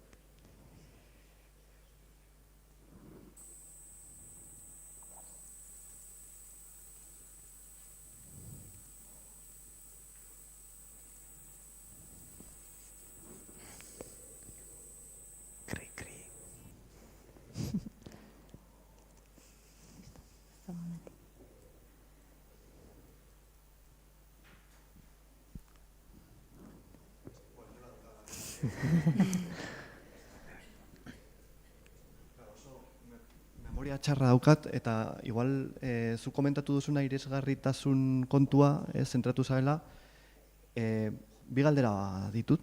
Alde batetik, zer egin dagoeneko edo dauden ja eraikuntzan, porque askotan justu Ainoarekin komentatu genuen Museo Reina Sofia nahiko arkitekturaldetik nahiko korapiltsua omen dela, ni ez naiz inoiz egon, baina como que igual zailtasunak berez jaba daude, edo hementxe bertan. Hau nahiko uste jendea galdu egin dela bidean, ez dakit igual nonbaiten egon da, norbaite topatu indu komun batian, hori nola egin, eta gero irisgarritasun baino gehiago komunitatea sortzeko ere ze disposizioak lehen Arantxa komentatu indu zaretzeko, hori beharra dagola ere, ze aukera dagoen ekipamenduan arkitektura ikuspuntu batetik, baldin badaude. Bai, realitatea arkitektura mundu da eraikin berriak ia ez egiten. Ja gehienak zer berritzen ditugu edo daudenetan erabiltzen ditugu, bai. Eta egia da, ekipamendu zarretan, normalean, zailtasun gehiago aurkitzen ditugula, bai, ekipamendu berrietan, baina, bai. Horrek zesan nahi du, euneko nortara iristea zailagoa dela, baina beti egin daitezke gauza, bai. Ezakit, komunikatzeko orduan adibidez.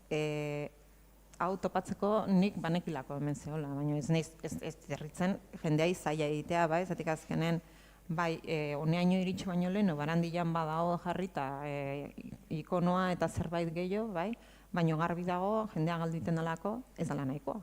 Seinalitikako gauza gehiago inditezke nabariagoak, bai, edo nork ikusi alizateko, bai.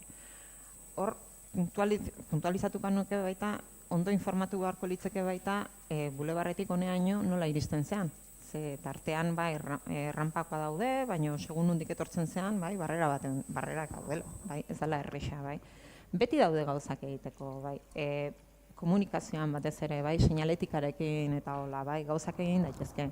Egia da, obra aldetik gauzak askoz ez konplejoa diala, bai, baina gero beste gauza batzuk egin daitezke. Eta nik azpimarratuko nuke baita informatzea. Honea etorri aurretik, honek eraikina web horri bat balima dauke, adibidez Donostia Turismoan egin dugun lan baten hor dago, ez? Dauka bere zati bat dauka irisgarritasunaren inguruan, bai? Eta informazioa ematen du garraio publikoaren inguruan. Edo nola iristen zean eraikina eta informatu. Komun irisgarriak dauzka, no ez. Daukazu, bide honetan, bulebarretik honea zatatzen, tarte batean, 10 maila dauzkatzu. Eta gero zuk erabakiko duzu 10 maila horiek zuretzat oztopo bat dien, edo ez dien, bai. Eta gero eraikinen barrun berdin. Ez iristen zean bezain laster, igo gaia daukazu, sola iru desberdinetan, informatu behar da, bai. Eta gauza batzuk izango die, segun zure ezaugarrik, zutzat, esango dezuna, bani ezin naiteke jun, edo jun zaitezke, bai. Eta aretoen ezaugarren inguruan, ez dago, areto mota bat pertsona guztientzako balio dezakena da, bai.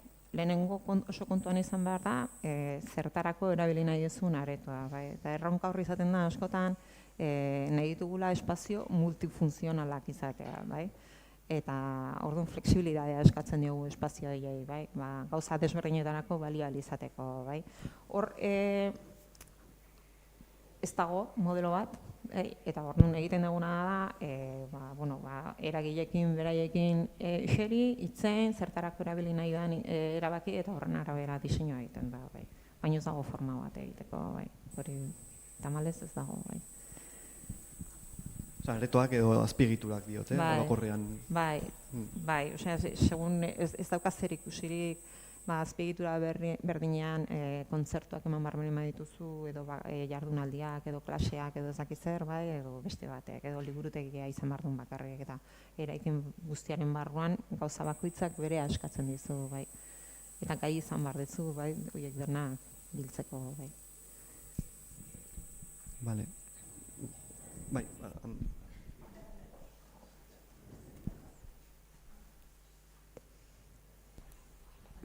Bueno, ni pixkat honekin lotuta eta leno aipatzeko tartea izan ez dudalako, eta Nagore ere hemen dagoela, pixka bat komentatuta, badago Juntura eta Farapi kooperatibek elkarrekin egindako lanketa bat, Topaleko biziak, ikerketa eta hausnarketa prozesu baten ondorioz, argitalpen bat argitaratu berri dute, Topaleku biziak, ekipamenduetako tarteko espazioak eta komunitate egintza, ez? Eta pixkat proiektu honetan 3 kultur espazio ekipamendu aztertu dituzte, behatu dituzte, eta Kalera alde batetik, Lekuona fabrika bestetik, eta Hernaniko kulturarteko plaza feminista, eta ez dakit, agian interesgarri litzateken Nagorek honen inguruan zerbait aipatzea, agian akatu ingo nau momentu honetan. Bai, nik ekarri dut, nik gauza asko ekarri ditut, uste dut liburutegiko otxurak diala, traste pila beti eta liburuak esku artean, ez? Iruditzen zaidalako, justo esku artean ditugun, esku artean ditudan, ekarri ditudan hauek honen inguruko hausnarketan eta lanketan izan daitezkelako guretzako erreferentzia tresnak edo, eta iruditzen zaidalako ere azkeneko 2 urteetan honen inguruko hausnarketa ikerketa proiektu desenteari direla mugitzen, ez? Bizitzen. Orduan, Nagore, bai edo ez, edo horrusten dut?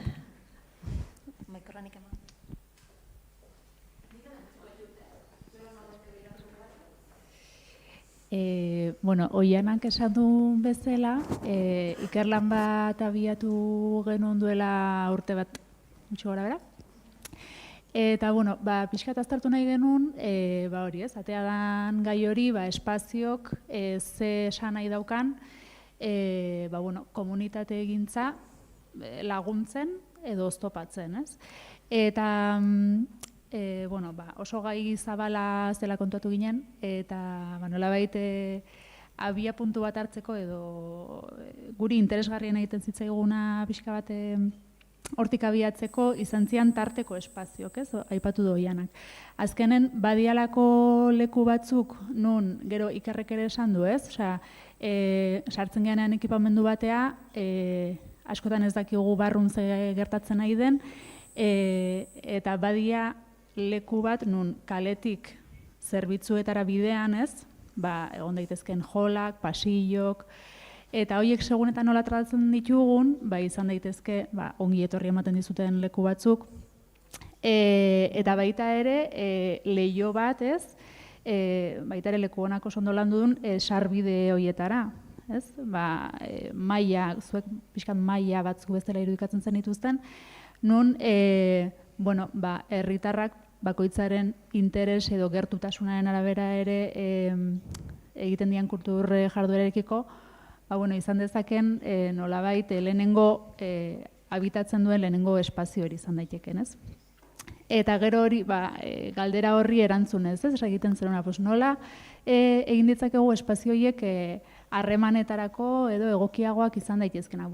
Hori ikusi dugu, ez? Batetik espazio biziak dira, pertsonak dauden espazioa da. Espazioa bakarrik ez du egingo norbait harremantzea, eta beste alde batetik, bai, esaten duguna, edo lagundu dezake, edo oztopatu dezake, ez? Oso garrantzitsua dela ikusi dugu,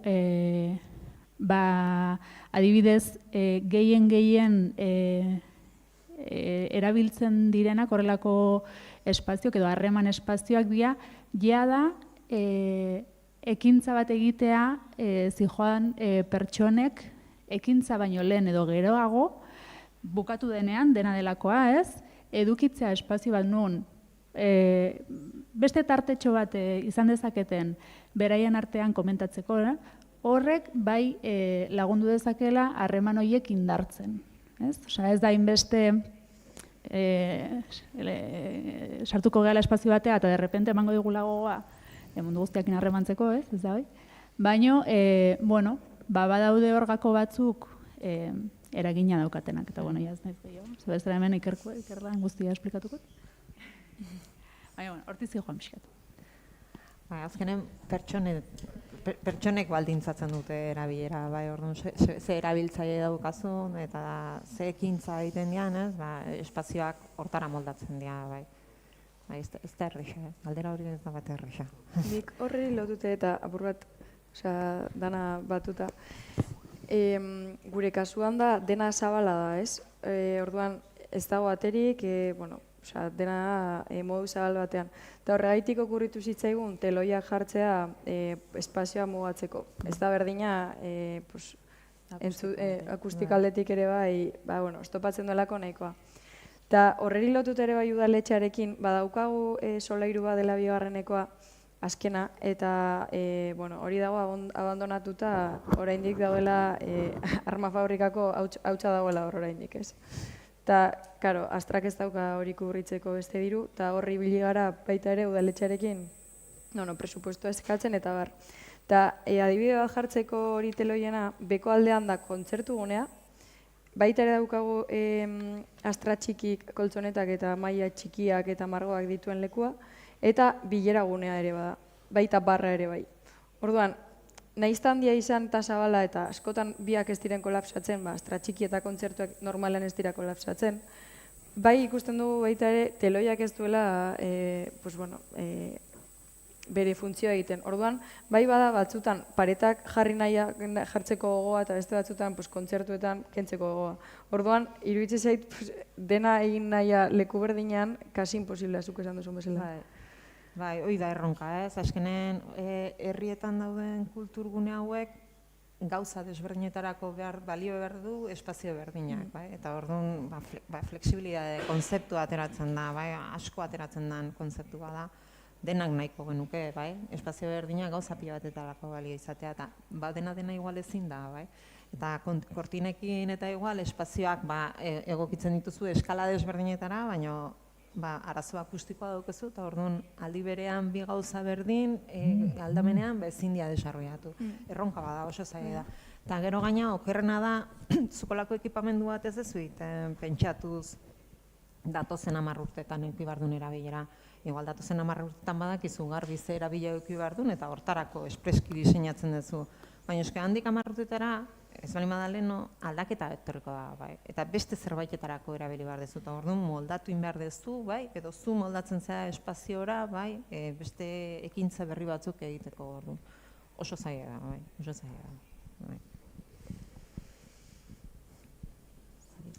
Bueno, eta gero nik gehitzeko igual lehen ez duten aipatu, baita ere komunitate egintza hitz egiten dugunean ez, daukan garrantzia espazio nolabait libreagoak edo izan daitezkenak edukitzeko, ez? Ez hain nolabait programazio baten baitan daudenak, arautuak daudenak edo zerbait konkretua egitera jun behar zeanak, baizik eta, ez? Nolabait herritarrak ere bere nolabait inprimatu dezaketenak, beraien beharrak eta aurreikusi beharrik gabe, ez, ekipamendutik egon daiteken guztiaz ezinezkoa da, ez? Eta horrela baita ere sortzen delako harreman hori eta oso interesgarria den harreman hori herritarrak ekartzen dutena eta hori ere jasotzea ekipamenduak, ez bakarrik norabidea ez izatea bakarrik, ez?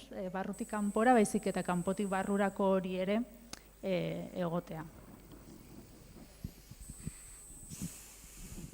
Bueno, lehenengo eskerrak ematea, ez dakit, ni galdera askokin jungo naiz, baina nahiko partekatuak dira, beraz, nahiko akonpainatuta sentitzen naiz hortan. Eta irisgarritasunaren inguruan hitz egiten, ni pixkat aurrerago jungo nintzatek, ez? Irisgarritasun fisiko hori baino, irisgarritasun mentalera, ez? Niretzat, ekipamenduetara edo zerbitzuetara iristeko ere, nolabait hautsi egin behar dira aurre iritziak. Eta ni sentitzen dut, ez gaituztela interpelatzen leku askok. Sentitzen dugula leku hori ez dela guretzat, ez nola gerturatuko naiz ni kiroldegira, han matxakak daude eta ez da niretzat, edo liburutegi batera, ez? Eta orduan beti hitz egiten dugu erakartzeaz, nik esango nuke eta intuiziotik nago atera egin behar gehala. Eta ateratze horretatik etorriko dala, ez? Aurre, askotan leku horietan gertatzen den ezin dugu imaginatu, beraz ez goaz, baina baita gizarte zerbitzuetara ere, ez? Pentsatzeu hori dala, ez dakiz egoeran dagoen pertsonentzat, ez? Eta ez dugu gurea sentitzen. Orduan, ez da bakarrik informatzea zer egiten nahi gean, ze nola iritsi daitekeen espero ez dugun jende hori, ez? Nola ez erakarri, baizik, eta nik uste hor aurre iritsiak eta ekipamenduen rolak, zerbitzuen rolak nolabait aldatu egin behar dirala. Eta komunikatzeko momentuan ere diskurtsoak nolabait ere aldatu egin behar dirala.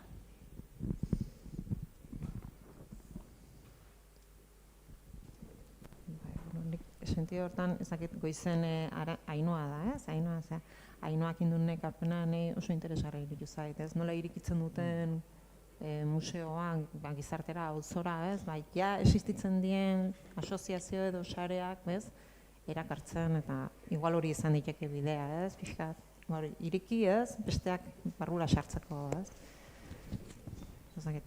Bai, ni galdera bera neukan, pentsauta, zuri zuzentzeko, baina igual beste norbaitik, esaten dugu, edo ze oztopo egon daitezke gu ateratzeko. Porque eta guretzat ere erronka oso argia da, jendeak erakarri nahi dugu, baina guk atera behar dugu. Zuen kasuan, posible da ateratzea, edo ze oztopoekin topatuko zinateke hori egitean. Zuentzat diot, baina igual beste norbait ere posible dauka hitza hartu. Bueno, nik uste posible dela. Zorionez, nik uste badegula autonomia gaitasuna gauza horiek egiteko. Hori da, jefeak entzuten banauka horretu baino, proiektu eta helburu finko batzuk ez eukitzeak utxune hori bete dezakezu zure autonomiatik, ez? Nahi izan ezkero. Gero beste errealidade batzuk daude. Ateratzea eragileen gana jo nahi dezu eta batzutan topatzen desuna gaur egun ez da duela 20 urte zeon argazkia eragileek duten indarra eta gaitasuna txikia da. Elkarte egintza mugimendua duen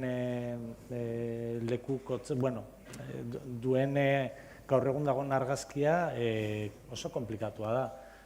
Eta nahi ez badezu eragile baten gana jun eta kasi bortxatu zerbait, batzutan zaila da. Horrek ez du esan nahi ez degunik egin behar eta ez degunik egiten, baina... Printzipioz beti kalean gauzak egitea ikusten dugu estrategikoa, baina gero baimen kontuak eta guztia zailtatzen ditu.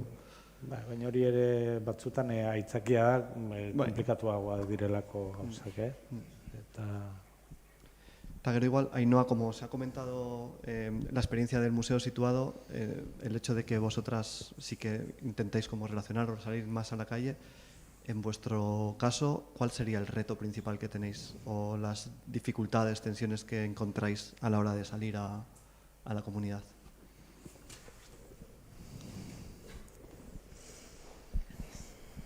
En nuestro caso, la clave para salir a la comunidad de forma medianamente exitosa, por así decirlo, suele ser los intermediarios. La comunidad siempre te acepta más si llegas a través de alguien de la comunidad, porque como institución siempre nos miran como un poquito de reojo, con un poco de desconfianza. Y también hay agentes comunitarios que no quieren entrar en una relación con la institución porque entienden que es una dinámica asimétrica y en esos casos lo que intentamos hacer es ceder el espacio para que vengan a criticar la institución, que entiendan que ese espacio también es posible. Y dentro de los retos, pues creo que el reto siempre es el mismo, ¿no? Intentar abrir la institución siempre un poco más de lo que se deja, porque en realidad siempre es un movimiento contra. Aunque haya voluntad institucional, al final la institución, por su propia naturaleza de institución y además en este caso estatal, nacional, es muy pesado, te da posibilidades, pero también es algo muy férreo. Entonces es una lucha y ahí entra también la presión de los propios colectivos. Ellos ya cuando quieren algo presionan y saben que si ellos no hacen su parte, no presionan y no hacen su labor, no van a conseguir nada. Pero también han entendido eso, que pueden ser un agente de politización dentro del propio museo. Ya aprovecho, Ainhoa. Como hemos estado hablando también pues, de la importancia del trabajo transversal con la administración, ¿no? O sea, que lo ha comentado Iker, Ollana también.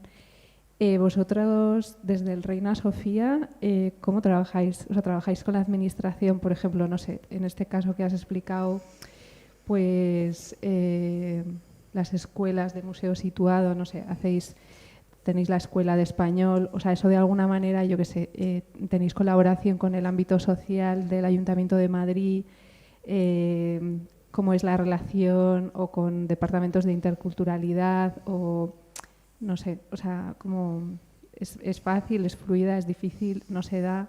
Y luego, y aprovechando también otra pregunta que lo has apuntado un poco al final en los retos o en los límites, de cómo todo esto que has explicado del museo situado afecta hacia adentro de la institución, o sea, en la propia programación, en los propios, pues no sé, en el equipo de mediación vuestro, que me imagino que será un equipo bastante grande, ¿no? Que no solo hace, o sea, que tendrá visitas guiadas también.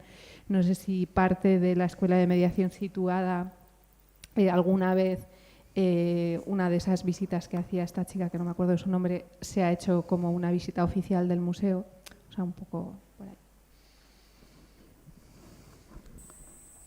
Respecto a la primera pregunta, como os podéis imaginar, la situación política de Madrid no facilita mucho estas cosas. Normalmente no tenemos relación, no actuamos a través de ellos. Nosotros lo que solemos hacer son convenios con redes y con colectivos que ya existen en el barrio. Y al contrario, lo que suele pasar es que muchas veces el ayuntamiento o la comunidad les deniega un espacio y entonces acuden a nosotros para ver si podemos suplir ese vacío. Así que es un contacto más directo con ellos y no hay, por desgracia no hay ningún tipo de transversalidad. Y en cuanto a la segunda pregunta, pues por un lado el trabajo ha permeado ya a nivel de equipo frente al público, porque la realidad es que todos tenemos prejuicios racistas, quieras que no, aunque se estén internalizados. Y al principio costó mucho cuando los vigilantes de sala o los de información o los de seguridad veían aparecer, pues yo no sé, un grupo de 30 jóvenes senegaleses hablando alto, etcétera, mezclándose con los turistas. La actitud no era siempre la deseada. Entonces eso requirió insistencia, paciencia, pedagogía. Ya está integrado, eso ya ha sido una conquista dentro del espacio. Y en cuanto a lo de la mediación, pues estaban separadas hasta ahora y precisamente ahora Este año hemos contado con Leire San Martín, que ha trabajado en Tabacalera, que ha estado investigando sobre mediación y ha venido a la escuela, ha participado en las sesiones, porque bueno, la Fundación Caraso está iniciando un convenio con el museo y precisamente es una de las cosas que apuntaba. Y en la nueva edición que estamos preparando sí que va a haber espacios exclusivos de la Escuela de Mediación, pero también espacios donde los mediadores situados van a trabajar con los mediadores sin situar, que también están situados, pero bueno, dentro del museo. Y en cuanto a las visitas oficiales, realmente siempre han sido oficiales, cualquiera puede apuntarse a la visita.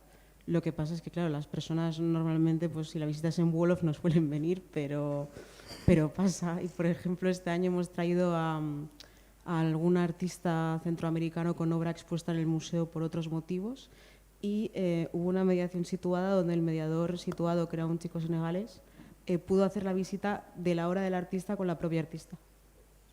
Pero sí, estamos en ello. Es el siguiente paso.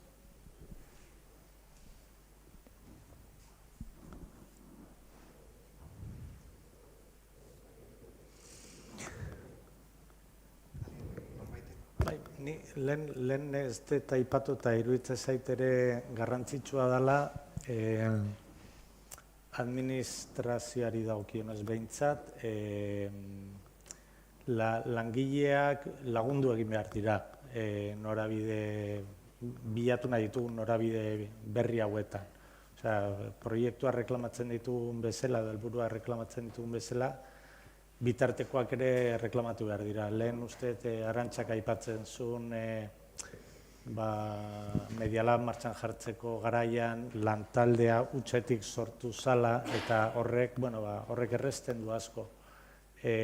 Proiektuarekin lerrokatuta izatea eta, iruditzen zaite formazioaren beharra, porque horrelako lekuetara normalean etortzen gara ardura maila bat dakagunak,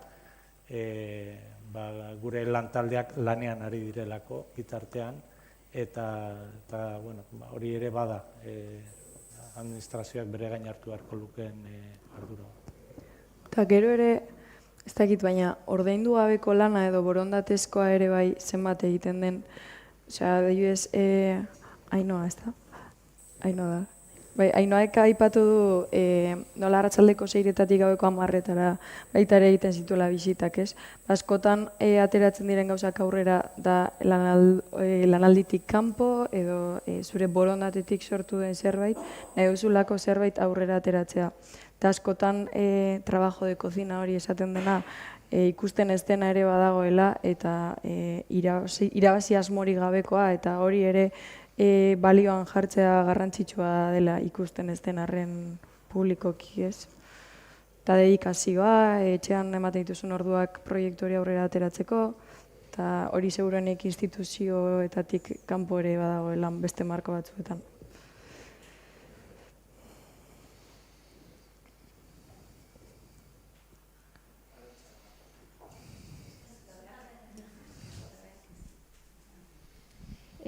Bi gauza, alde batetik, lehenago esan duguna formakuntzaren inguruan edo taldearen ezagutzaren inguruan gu saiatu gara eta egia esan ez dugu formakuntza handirik aurkitzen taldearentzat. Eta saiakerak egin ditugu eta iritsi garenean esan digute, eske ez dezute, ja dena gainditua dezute, ez? Gu daukaguna da galdera, zalantza eta behar ugari eta berez ez dago alako beharko genuken formakuntza bat, ez lehen esan dut, azken batean egin ala ikasten ari gara, baina egiten ari zaren momentu horretan zalantza asko dituzu eta behar asko ditugu eta ez dugu aurkitu. Orduan, norbaitek baldin badaki, mesedez, esan. Saiakera ezberdinak egin ditugu eta behar dugu, hori asumitzen dugu. Eta gero, inklusioa ikuspegi zabalean hartuta, iruditzen zait asko verbalizatzen dela edo dugula instituzioetatik eta agian batzuentzat bestentzat baina garrantzia handiagokoa da eta ez dakit benetan asumituta dagon zeo zer ote den bereziki administrazioan lan egiten dugun azalean jarrita, alegia nik uste dut ezetz, eta badakit non lan egiten dudan, eta badakit ze eztabaida ditugun, eta ze zailtasun dauden, baina lehentasuna jarri behar direnean non daude lehentasun horiek, ez? Orduan, kultura pertsona guztien eskubidea aldarrikatzen degunok eraberen ikusten ditugu zenbat behar dauden, eta dauden baliabidea daude, eta nik uste dut hor ere zaiztaren negatibo hori gotzeko, nik uste dut oso errealista dela, frustrazio gune asko ere ekartzen digula egunerokotasunean, ez? Orduan, bueno, argi daukagu hor lanean jarraituko degula, bereziki horretan ari direnak eta ari garenak horretan sinisten degulako, ez? Orduan, ez dakit, plana estrategikoak eta egiten ditugunean gure erakundetan, gai hau nola kokatzera bultzatu beharko genduke, ez dakit.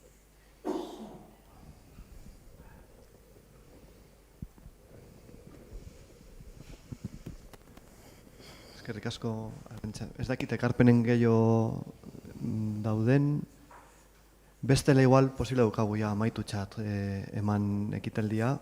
Eskerrik asko Iker, Malen, Miren, Arantxa, Ainoa, Kira, Eonden eta Oiana parte hartxagatik, Nagore, Baizpea, jende guztiei, eskerrak eman. Eta baita ere, itxulpen lanetan eondienak, anatxean, izkutatuta, igual oso azkar hitz egiten dugu, mila esker.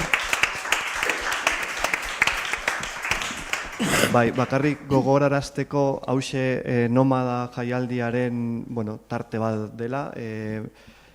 Hilabete hontan beste hainbat ekintzak egingo ditugu, hasiko gea Derion 17an, Bizkaian denak gauza guztietara gonbidatua zaudete, nola ez? 17an Derion, aste batez egongo gean gure sorkuntzako prozesuak egin ditugun devoluzio simboliko ezberdinak egiten. Gero 27an Donostin ere zehozer antolatuko dugu. Iker komentatu duzuna oso interesgarri izan da kontzertuarena, ja bihar itxingo dugu edo. Baina bai, 27an zen musika prozesu bat ere egin dugu Mauseko jende artean, eta badaukagu abesti batan plazaratzeko. Eta gero 28tik aurrera Zarautzen ere, han egongo gea. Ja informazioa bidaliko dizuegu eta eskerrik asko eta jarri dezagun bidean. Mila esker.